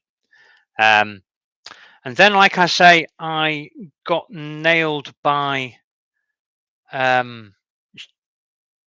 Shane from Prusa, and he gave me a load of Prusament. So I had 5 rolls of cookie CAD to carry, several billion rolls of, it was about 6 rolls of Prusament, I think. And then there was some guys from a company. I'm going to have to go and find the box. because I can't remember the name of the company. In fact, I think I've probably taken it out of the. But there was another company there. Oh, it was that beige stuff. Where's that beige stuff gone? The roll of beige filament, which I thought was very rude. They were trying to make me make out that I need beige filament. I don't even know where that is now. But that was a company I hadn't heard of before. Oh, there we are down the bottom here. Just bear with me. I'm under my table, looking through my filament. Right, so this is a company called UZY Filament. And they were selling filament. They had a load of it, and they were selling it at £10 a roll. It looks like that. And like I say, beige. I think it's more of a skin color. You probably can't see that because of the light. But I would say that's quite a good skin color. But basically, after I was staggering about with all my filament on the Sunday afternoon, after they'd shut, the guy said, "Oh, are you an exhibitor?" And I went, "No, no, no. I'm just a just a guy looking round. But I've got, I've been with Wextra and I've got a YouTube channel. Oh, come here, come here." And he gave me that. So I had so much bloody filament to carry. I had 2 massive great shopping bags full of the stuff to carry back to the camper van, 3/4 of a mile. It wasn't 3/4 of a mile; it's 3/4 of an hour. But it was lovely. And the other thing I've got, and I don't know where it is, and that's really annoying. I don't know where the QR code is either, and that's really embarrassing. I will do something about it. There's a guy on the internet, and he electroplates 3D prints, and he's done some tiny little 3D printed benches and then electroplated them and turned them into pin badges. And he bought a few of these pin badges with him, and I was chatting to him. And he says, "Oh, I've got one left in the bottom of my bag. Would you like it?" So I've got this. And it's no bigger than, it's sort of that size. It's tiny. It's like a tie pin, but it's a benchy, which is actually a 3D printed benchy, and I think he did it in resin, and then he electroplates it. So I've got this little gold benchy, electroplated benchy, which was lovely. Really, really nice little thing. Right, so there we go. So it's done all that. And it says you can come back to bind the printer and set up the Wi-Fi settings. I can, but I'm not going to. So we've got settings, filament control, assistant. And that says print files, and there's a benchy on it. So I've just swiped the screen. In fact, I should take that off, shouldn't I? Okay, so we've got pan whistle for the guys. There's a vase. There's a swatch display board, and then I can go down. There's a squishy turtle. Scraper, because I've got a blade for the scraper in the kit. There's a panda. There's a pocket copter, which is a little spinny flying thing. Apparently that's one of those fabric what's-its that's like a chainmail printing place thing, but apparently it's not a very good one. There are better ones out there. There's a puzzle, honeycomb, organizer. There's a speed benchy. There's a build plate protective something or other. There's a bed scraper. There's a bag clip, and there's a 3-color benchy. Well, I think if you were all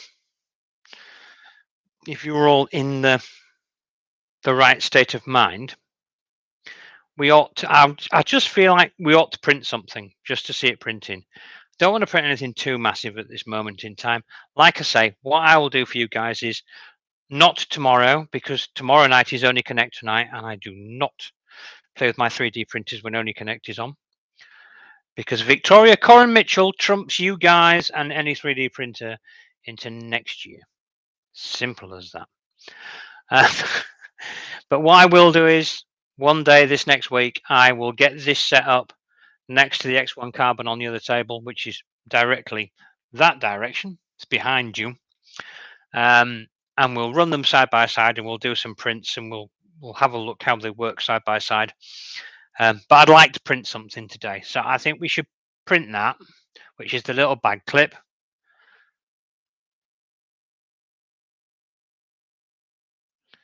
The bed temperature exceeds filament vitrification temperatures which may cause nozzle clogs. Please keep the front door of the printer open. Ever get this firmware was written for another machine? So I've got to make sure that the printer door is open.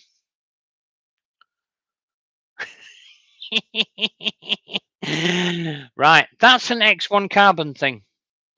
Basically, what that means is if you keep all the doors shut on the X1 carbon when you're printing this, the ambient temperature is too high and it causes problems. So when you're printing PLA on the X1 carbon, you must always keep the door open.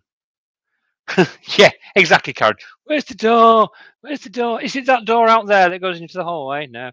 So yeah, maybe we need to do a little bit of upgrade of the firmware at some point. We will do all of that, and all of that.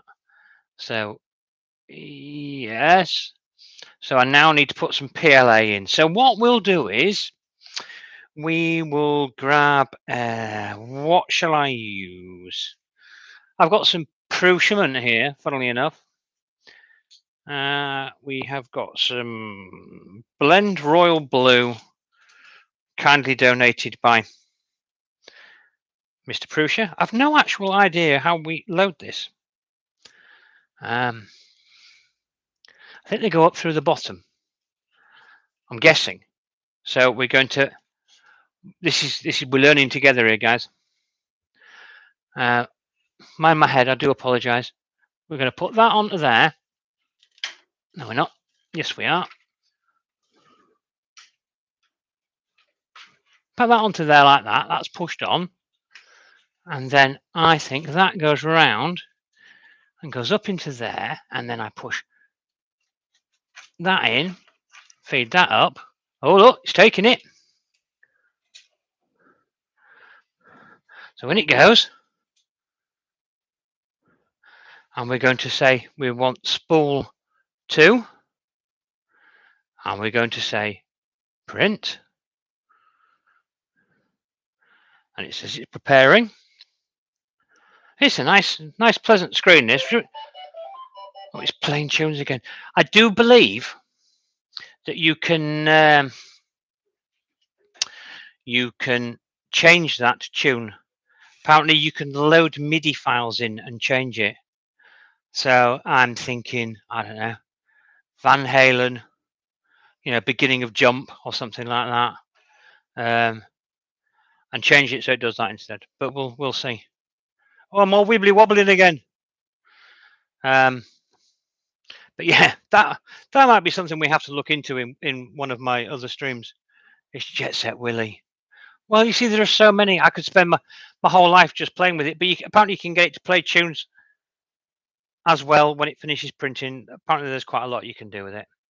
But we'll look into it. So, well, from what I can see on the screen, you've got that's a timey bit. That's a stop. That's a pause. That turns the light on and off. The light is on at the moment. I don't know what the OK means. Of course, you've got nozzle temp, bed temp, speed, and fan speed. So that's nozzle wiping at the moment.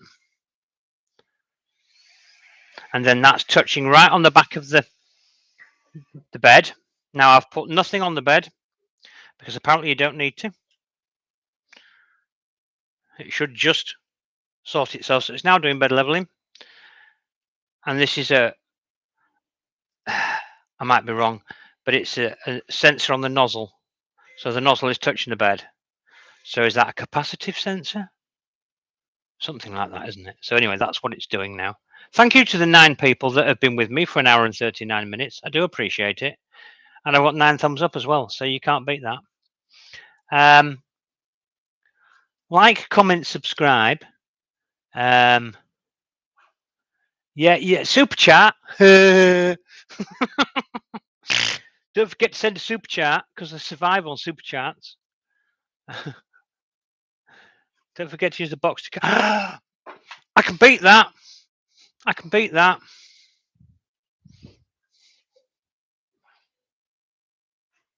I have already printed one on the X1 carbon using bits and pieces of filament. that I had floating about. So that sits like that, look, which you now can't see. Like that, look. And that's my poop chute catcher. And apparently it's something to do with Star Wars. And there's a hole there to see if you can, if at any point it fires it through the hole, you win a special prize. Like, comment, subscribe.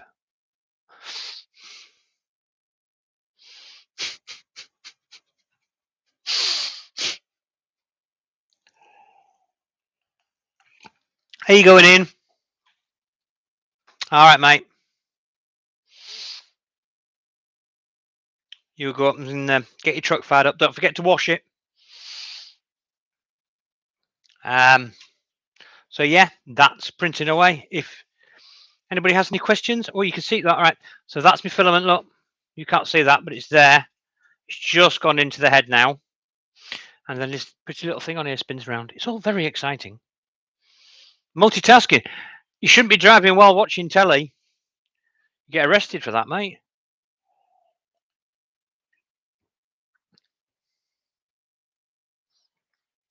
TK, that is my fault. I am really sorry. I must have not switched them off because they're set on by default, and I clearly haven't switched them off. But then you've got to think of the positive from that is that I'll be getting so much revenue from you watching that advert.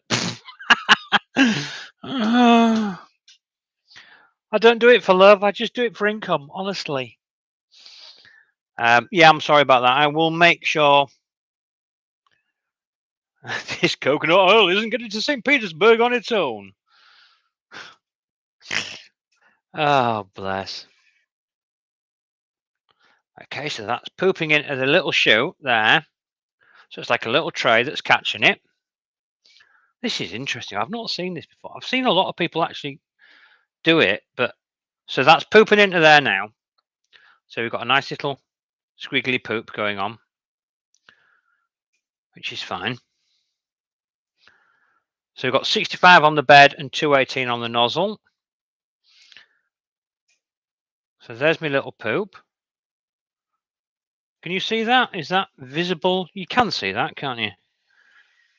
Oh, fans. So that's then wiped that off. And that's printing. So let's see if with the wonders of modern technology,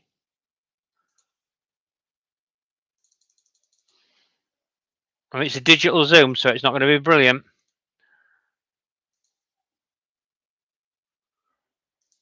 It really isn't brilliant, is it?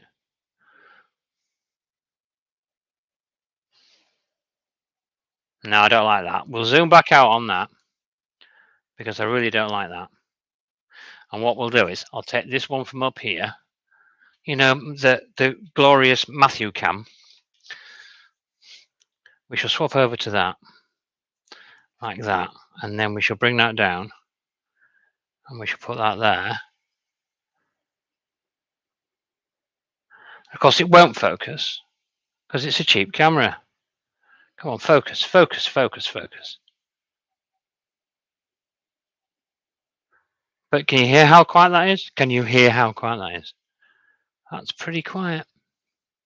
I mean, it's not printing particularly speedily at the moment. Oh, that was in focus for a millisecond.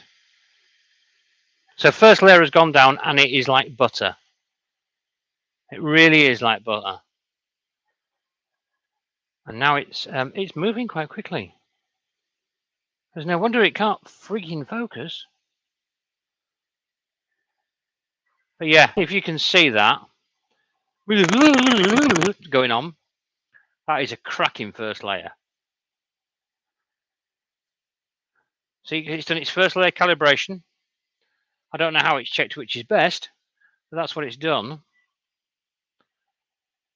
And away it goes. Have I got my poop in my basket? So there's my basket, and there's the poop. So what happens with the poop is, the poop sits in that little tray there, and then it gets flicked into there, and you score extra points if you get it through there.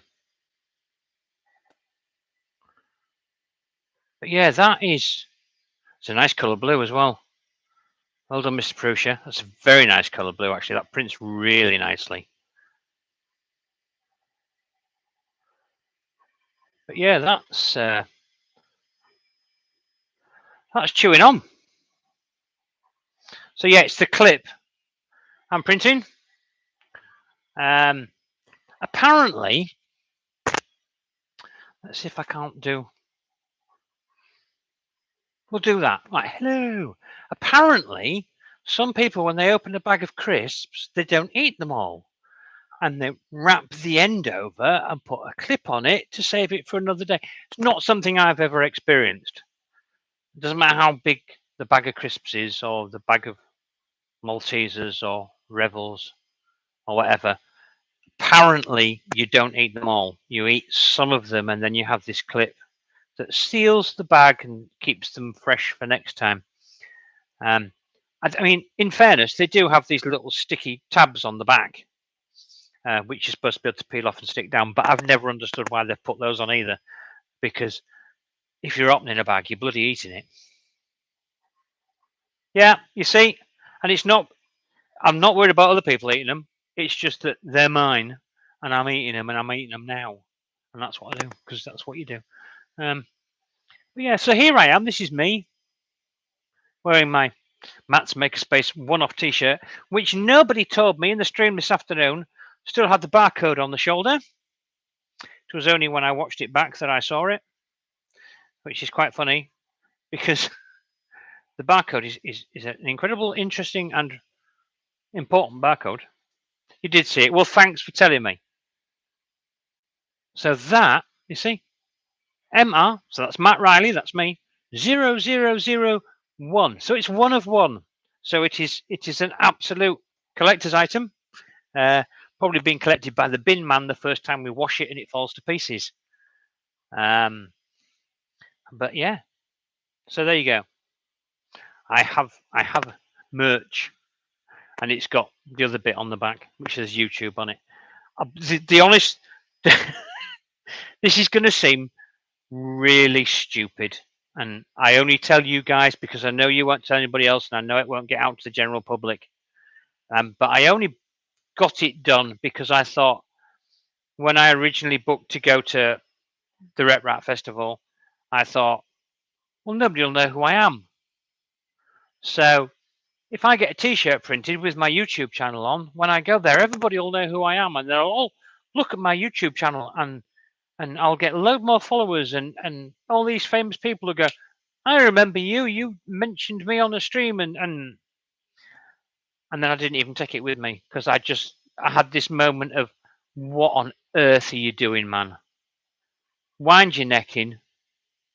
You know, you've got a YouTube channel with less than 3,000 people, most of which have probably only ever watched one thing once.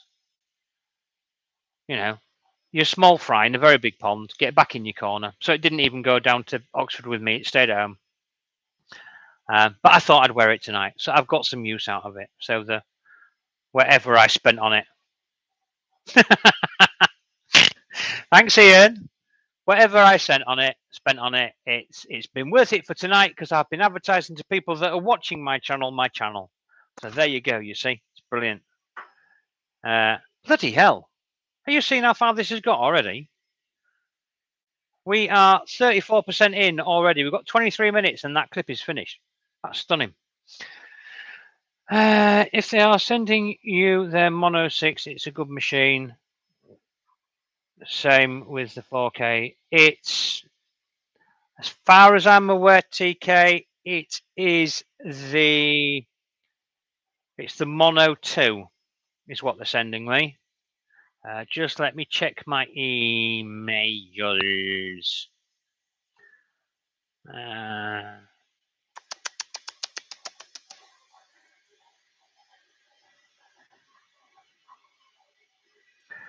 I don't want promotions, I want primary. But yeah, Milana's Tech Tip screwdriver is on its way as well, which is quite cool. I'll be using that. Not building this machine, however, because you wouldn't need it. Where am I looking? Bambu, Bambu, Bambu. DPD Bambu, DPD Bambu. bloody good service from both Bambu Labs and DPD. Really couldn't fault it. I'm looking. I'll find it. I just get too many chuffing emails these days. All right, well, it can't be there. I've got to be on from that.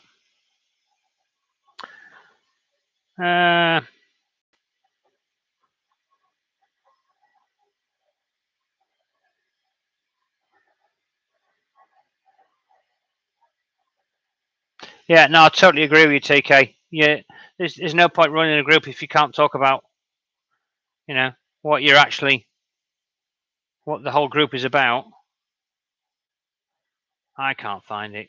Why have King Ruined emailed me? Oh, I remember. Yeah. Oh, there we go. Roxanne from Anycubic. It's the Photon Mono 2. So it's only a £180 machine. I mean, I've got the Photon Mono, the old one, which was the yellow casing. So this is the Photon Mono 2, which I believe is a blue casing. But it's for free.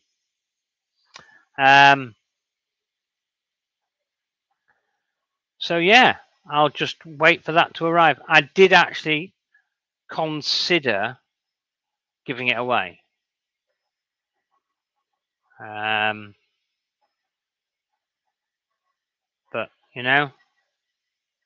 I might not do yet. I don't know whether anybody else is into resin printing, really.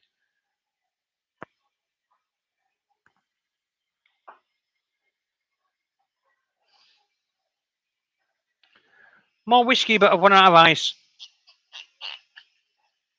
So it's coming out like the doctor ordered.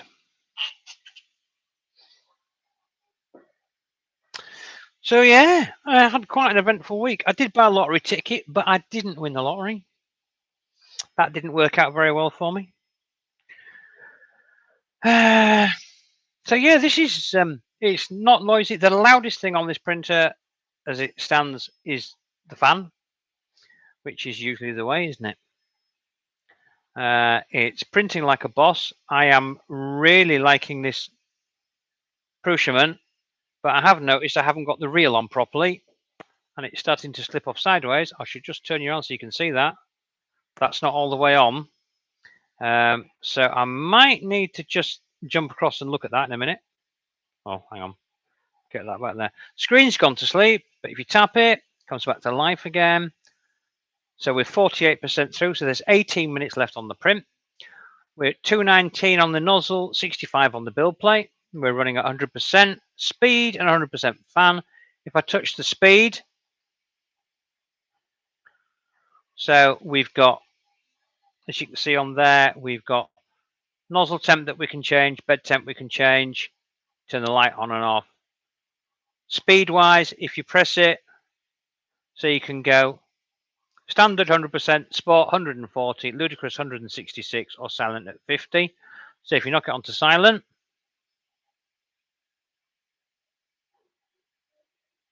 that's kind of Prusa Mark III speeds. And yes, it is silent, but the fan is still very noisy. So it's sort of, maybe you turn the fan down a bit. We go back to standard. It sort of flies at that speed. And then you can go to sport. And it does that. And then we're going to go to ludicrous, but we're not going to go to ludicrous for long because it's ludicrous.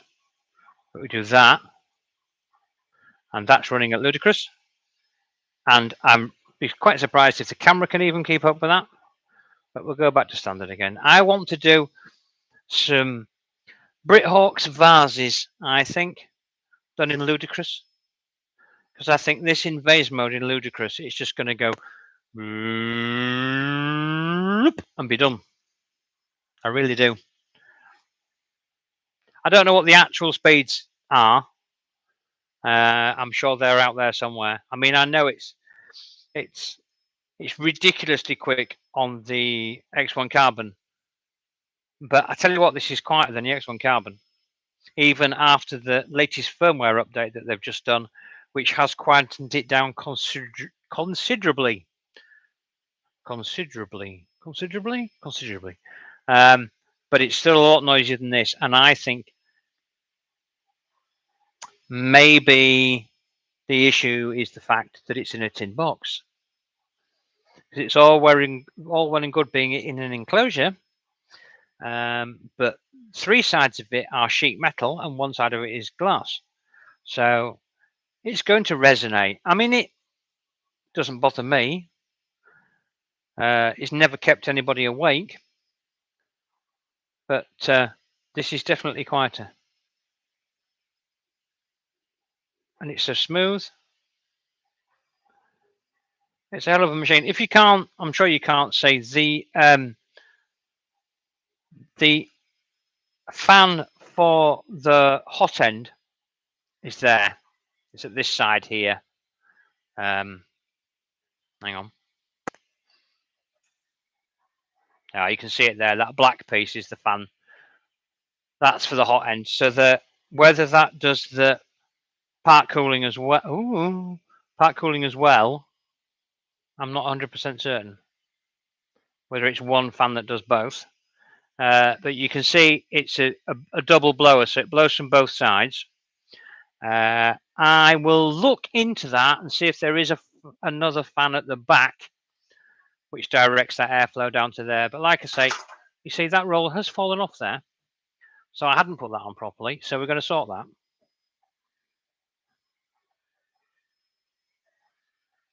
I'm just going to go around the back of the camera. Although I can't because of my lighting rig. You see, James, are you still here? If you're still here, when we were talking about lighting to go with the cameras, there you go, that's lighting. That'll be what you've got. I've got 2 of those, 1 either side of me. And those bad boys with diffusers on, they are, that's the make. They provide my lighting, which means that, like I said to you, you don't need a brilliant quality camera if you've got good lighting, because all the problems with graininess that you get is all because it's struggling with light. So honestly, a good quality lighting setup is as important, if not more important, than a good quality camera. You can get away with fairly cheap cameras if you've got a decent lighting setup, and that's all I've got. A couple of them, got them off Amazon. They weren't expensive, but they provide more than sufficient amount of light. Infinitely movable.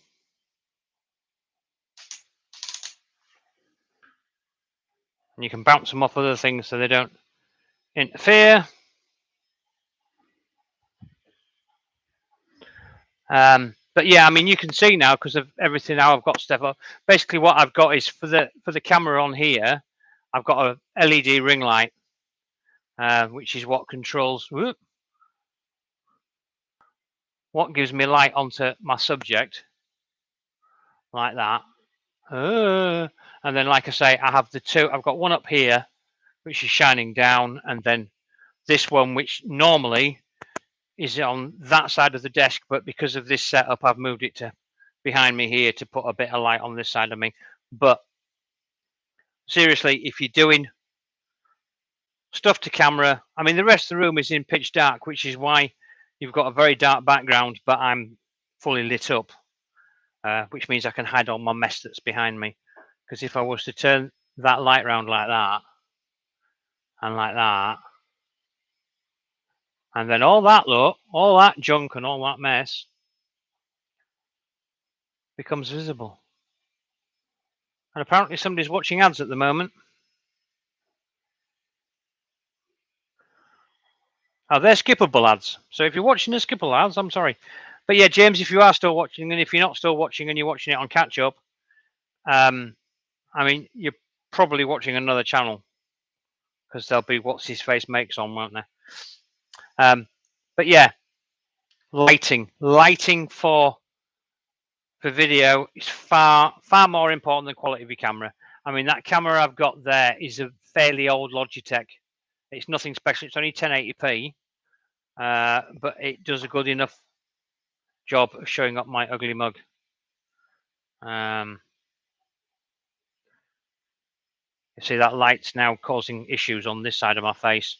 But if you get your lighting right, you get good quality because the sensor on the camera isn't searching, and you don't get the grittiness, the graininess. You get a much sharper picture, a lot better quality without spending a fortune on the camera.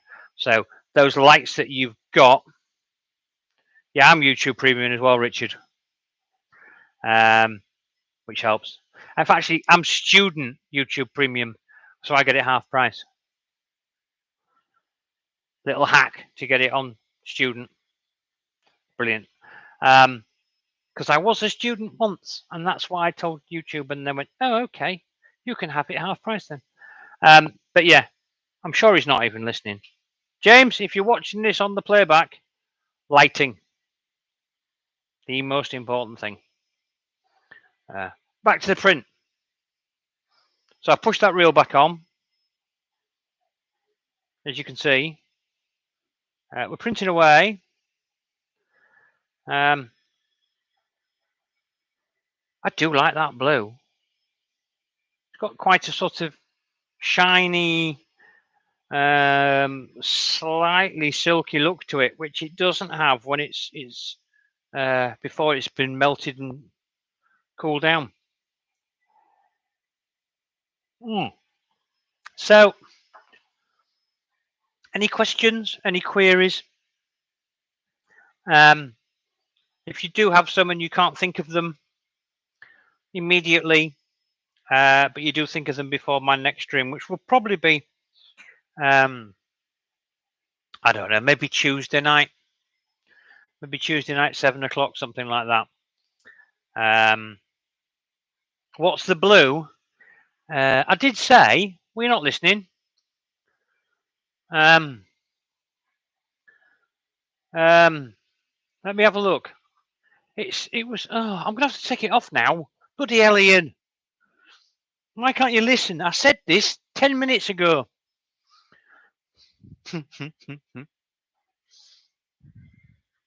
It is blended royal blue, apparently. And this is what they had on. Was one of the things they had on the XL. They were printing with this on the XL. Really nice, really nice. I mean, like I said, the difference between what you can see on here and what you can see the actual print. If you happen to hang around while driving your truck right until the end, as long as you're not murdering prostitutes, I'll show you the finished print, and you can decide for yourself. But I do like that colour. What they gave me, I got that. I got Simply Green, which is that, which is a kind of lime green, I suppose. What else did I get from there? I've got some Galaxy Silver, but you know what that looks like. What else did they give me? Got some of the yellow. This is pineapple yellow, and that looks a lot. So I'm just winding it back on the reel. Pineapple yellow looks a lot like that, and that is a true representation from what I can see on the screen. That's a fairly good representation of what it looks like. It maybe looks slightly darker on camera. I got some. Oh, this is nice. I haven't printed with this yet. Got some marble grey. I don't know whether you've seen that before. But that's a marble grey, so it's got the flex in it. So if you're printing models of, I don't know, statues and stuff like that, or plinths, or that's a nice filament. So I got that one. What else did they give me? What else? I got some Galaxy Black, of course, because Prushiment wouldn't be Prushiment without Galaxy Black. I got some. What's this one? I think that's Lipstick Red, isn't it? Yeah, Lipstick Red, which I'm sure you've had before. That looks really orange on camera. It really isn't. It's really lipstick red, but it looks incredibly orange on there. And then the bit I'm really pleased about, which I wasn't expecting, I don't know where the rest of it's gone, but I got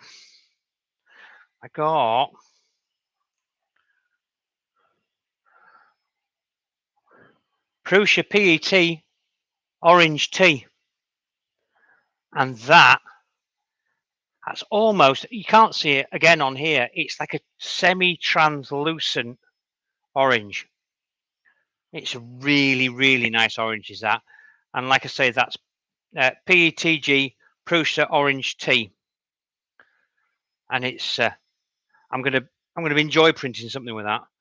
But I think part of me Galaxy Black, which I don't know where I've put. Did I get a mousy silver as well, maybe, as well as a Galaxy Silver? But yeah, that was the tail end of the Prushiment that I got. But this blue, I do like this blue. It's almost got a slightly oily effect to it when it's printed. What, the PETG?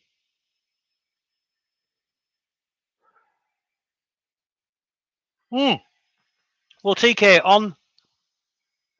on you can't see, but on the monitor that's here, the first monitor, it looked orange, which is on my camera setup. But on the one that's showing YouTube, no, sorry, on the one on the camera looked to show red.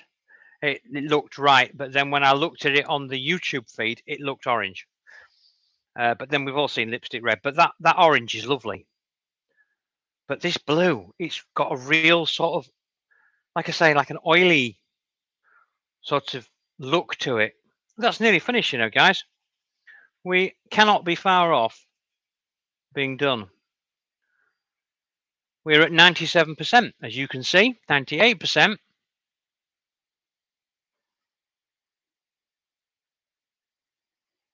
I need to get into HueForge, don't I? Today, I did actually think I would do some HueForge stuff, because I've not done any yet, and I maybe would consider paying for a license of some description. I hadn't got any white. Hadn't got any white PLA anywhere, so I've ordered a roll of cheap white off Amazon. It's going to play a tune. It's going to play a tune. Right, so it's now taking the filament back out, wiping the nozzle, taking the gantry up, elevator going up. And if you're a Clash fan, you'll know what that's all about.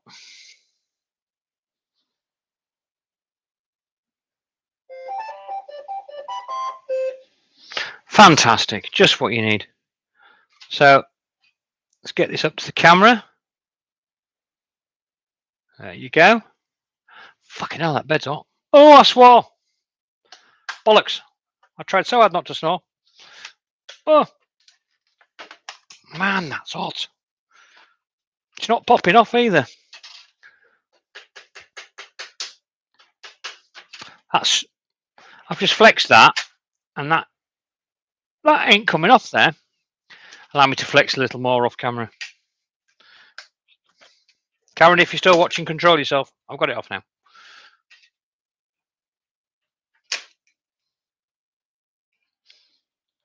Right, that's a fail, because you can't see that, but that little wedgy bit should have been in there, and me forcing it off the print bed hasn't worked. But that's the theory behind it, and then it locks in place like that. So but unfortunately, with my anger, I've left that piece, which is the piece off. Sorry, that piece, which is the piece off there, I've snapped it off, so it now does that. I'm not going to blame the print. I'm not going to blame the printer, I'm going to blame me for being a rough arse. So the texture that you get on the bottom, because it's a textured print bed, looks like that. And then you probably, we'll see if we can get it into focus. I don't know how focused that is, but that is a very clean print. Top layers don't look too bad at all. Well, it's the first time for everything, Karen. But the side walls, it's just, and that, like I say, it's probably not doing it justice, but there is a slight oily, almost purpley effect to that blue once it's printed, which doesn't show up on that spool. It just looks like almost a darkish powder blue, but when it's printed, it's got such a nice sheen to it. It's nice. And as you can see, it says on the screen here, printing completed. You can click OK. You can click reprint if you want to print another one. Or if you've had an issue with it, you can click on I want to report flaws, and then it gives you the ability to say whether it didn't stick to the bed or stuff like that. So there you go. First print. First impressions, it works. I didn't have to do a lot. I just had to be here and talk rubbish while it did everything. But yeah, it seems to be what it professes to be, which is a decent machine for the money. It doesn't appear to be difficult to use. I mean, all right, fair enough. I, like you, we've had 3D printers. We know how they work. We know how to set them up. We really didn't need to look too deeply into it. But no, it's. I think we're looking at the future. I really do. I do honestly believe that this is where it's going to go. And the fact that I just clicked on a model there then and printed it, all right, I cocked it up, trying to force it off the print bed. But how simple was that? And I believe Derek, if he's still in chat, after our little stream this afternoon, he went onto the app on his phone, picked I think it was a face mask on his phone. He had some filament already in his printer, clicked print, and it is now printing that mask without him having to touch anything anywhere. Hey, Bugman, trust you to come in right at the end. It's absolutely typical. 2 hours and 12 minutes in, and you turn up. We've done a printing thing, and it worked. And it did print until I broke it. It prints, and it prints really well, and it's quiet, and it's easy to assemble, and it's easy to use. And like I say, I think it is the way that 3D printing will go. It will definitely bring 3D printing to the masses. Quite what it will do to all these people that have Etsy stores selling light boxes and trinkets and things, I'm not sure, because I do think that it may sort of take some sort of something out of the market. I think a lot of these Etsy stores that have been buying printer after printer after printer, and they can't keep up with production, and they're selling so much stuff. I do think that they are going to suffer a little, because this machine is so easy to set up, so easy to use, with the fact that you've got all the online stuff that you can just click and print. Yeah, it's going to take the mystery away from it, I think, for some people. But would I buy one with my own money? Well, I did. This was not sent to me kindly by Bambu Labs. This wasn't in any way a sponsored stream, apart from it being sponsored by Talisker Scotch whiskey. Well, it's not sponsored by them, it's just what I'm drinking. I'll happily take a bottle, Talisker, if you happen to be watching.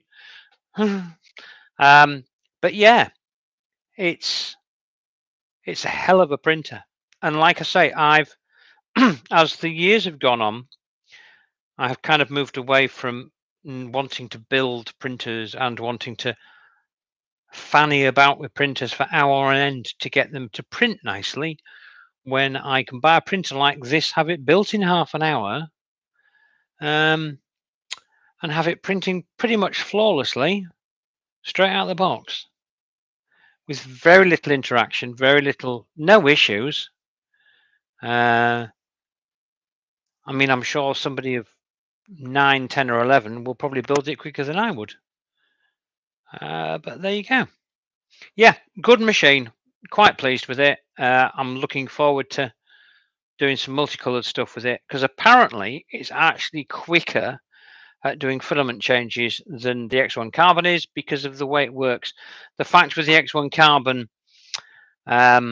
you can't see again because of my crappy camera positioning due to being a consummate professional and all that. We're just going to see if I can move that up slightly. In the X1 Carbon, when it retracts filament, it retracts it right the way back to the filament feeders there. On this, it actually leaves it, it's there. So that filament hasn't got a third of the distance. Well, it hasn't got any of the distance to go to get back into the print head. So the difference is going to be the difference is going to be is that the filament changes are going to be an awful lot quicker, because it's not retracting that filament back every single time. It's right there waiting to be pushed back into the nozzle. So yeah, that's a big thing. The fact that it's sat here, and it is literally where my nail is. So there's maybe, I don't know, maybe 3 mil before it goes back into this part here. So color changes are going to be a lot quicker, because it's going from there into there, purging, wiping, doing its little tower, and then printing. Whereas with the AMS I've got on the X1 Carbon, it goes right the way back, parks there somewhere, and then the other one has to come right the way out. So it's going to be quicker at filament changes, which means it's going to be quicker at prints, doing the same thing. And that's something I intend on doing. Sorry, let's see my happy smiley face. I intend on having them side by side with the same file printed, sliced, of course, with the same slicing software. I'll get 2 rolls of the same filament. If I can find 2 rolls I've got the same, and we will print them side by side, starting them together and see which one gets finished first. And I'll do a multicolor print on one using 4 rolls of filament. I'll then take it off, put those 4 rolls of filament on the other one, and do the same multicolor print and see how long that takes. It's going to have to be something from Wexter. Bless his cotton socks. I love that guy. He's such a nice bloke. But yeah, that's basically what I'm going to do. So I'm going to do a load of one and then a load of the other, and see which machine is quickest. I mean, I'm fairly certain it's going to be this. But of course, the filaments you can use on this is restricted by the fact it's not in an enclosure, and you can't, usual stuff. But quite frankly, for normal use, this will now be my go-to printer. And the X1 Carbon will be if I'm doing ASA or anything that requires, higher bed temperatures, higher temperatures inside the enclosure to stop warping. It'll be done on that. But now I've got 2 machines, so I can ping from one to the other. So next time Wexter says, "Oh, can you print me a load of models for the show?" or some models, he actually said if you could print anything. In fairness to him, he didn't say print me loads of stuff. He just said, I can't get, if you could print me a few things, that would be great, that I can put out on the table to show my work. And it was me that went, off Mental and printed Weeping Angels and all sorts of stuff. But yeah, it's because I wanted to help, like you do. But yeah, he's got some fantastic stuff. If you haven't looked at his gear, you really need to look at it. The man's a genius, and it's all, from what I understand, it's all done organically. All his models, he literally starts off with, yeah, good call, that Richard. Good call indeed. It all starts off with basically he's got. I think he has a like a tablet and a pen, and then his computer, and he basically just it starts off with like a ball of what you would look like plasticine, but it's it's 3D. It's in his computer, and he pulls it into shapes and models it. And there are some videos out there of him actually using the software and creating stuff.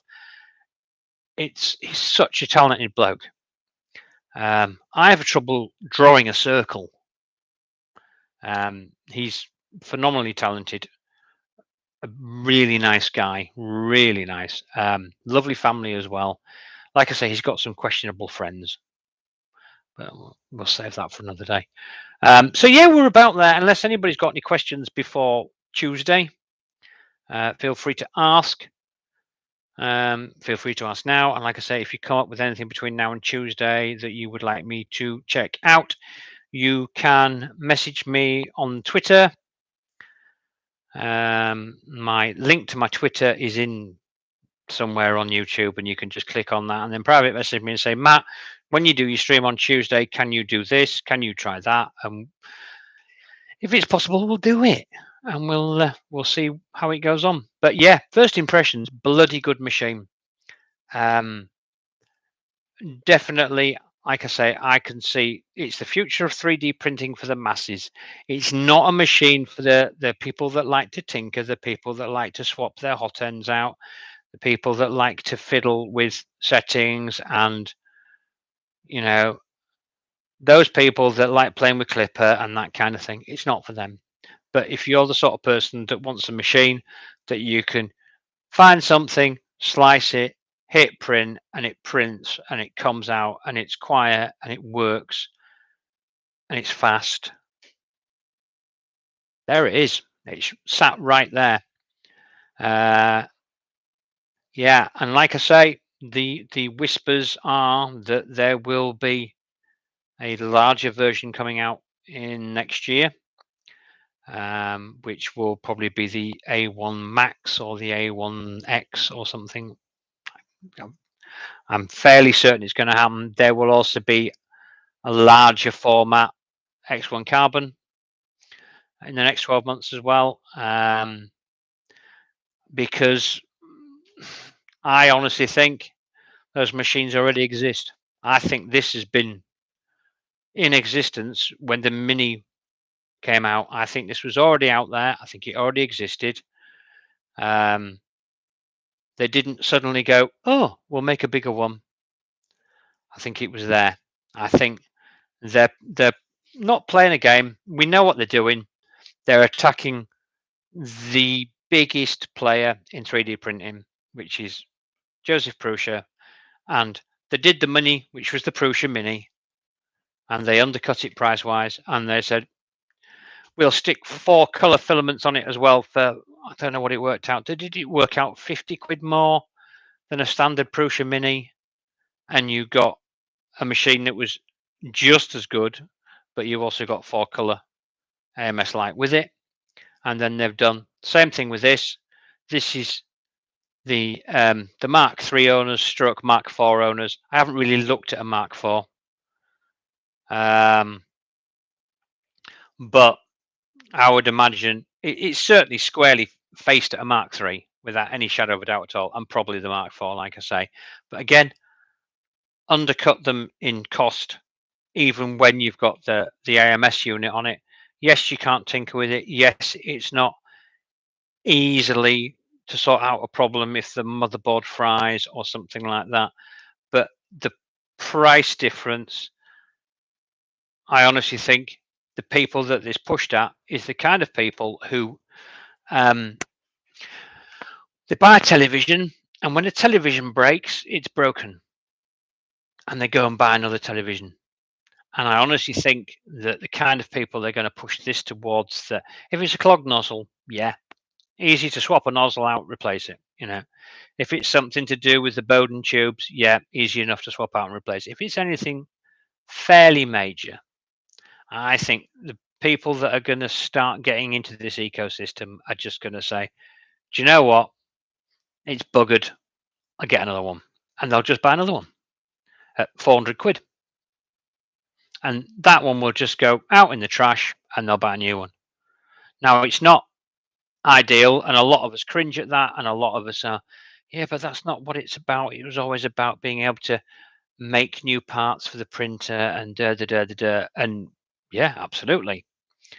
But if this brings 3D printing to the masses and it gets a whole load more people into 3D printing, and that means that filament manufacturers in the UK suddenly get a shed load more orders for filament, because all of a sudden a lot more people have got printers because they're so easy to use. That's helping us. That's helping the UK economy, because all those little companies that make these filaments are now going to be able to expand. And like has happened with the other machines that they've got, there are third-party parts coming out from. I mean, for goodness sake, E3D are now making nozzles for the X1 Carbon. They released one at Smurf. So it's not completely locked down. It's not completely closed source. There are companies out there that are beginning to produce parts for it. So in that way, I think it can only do us some good. But we'll see. Only time will tell. I'm more than happy with it. I'm really pleased with it. I shall spend some more time between now and Tuesday, so that's tomorrow, fanning about with it, doing some more prints on it, which I will show you on Tuesday night.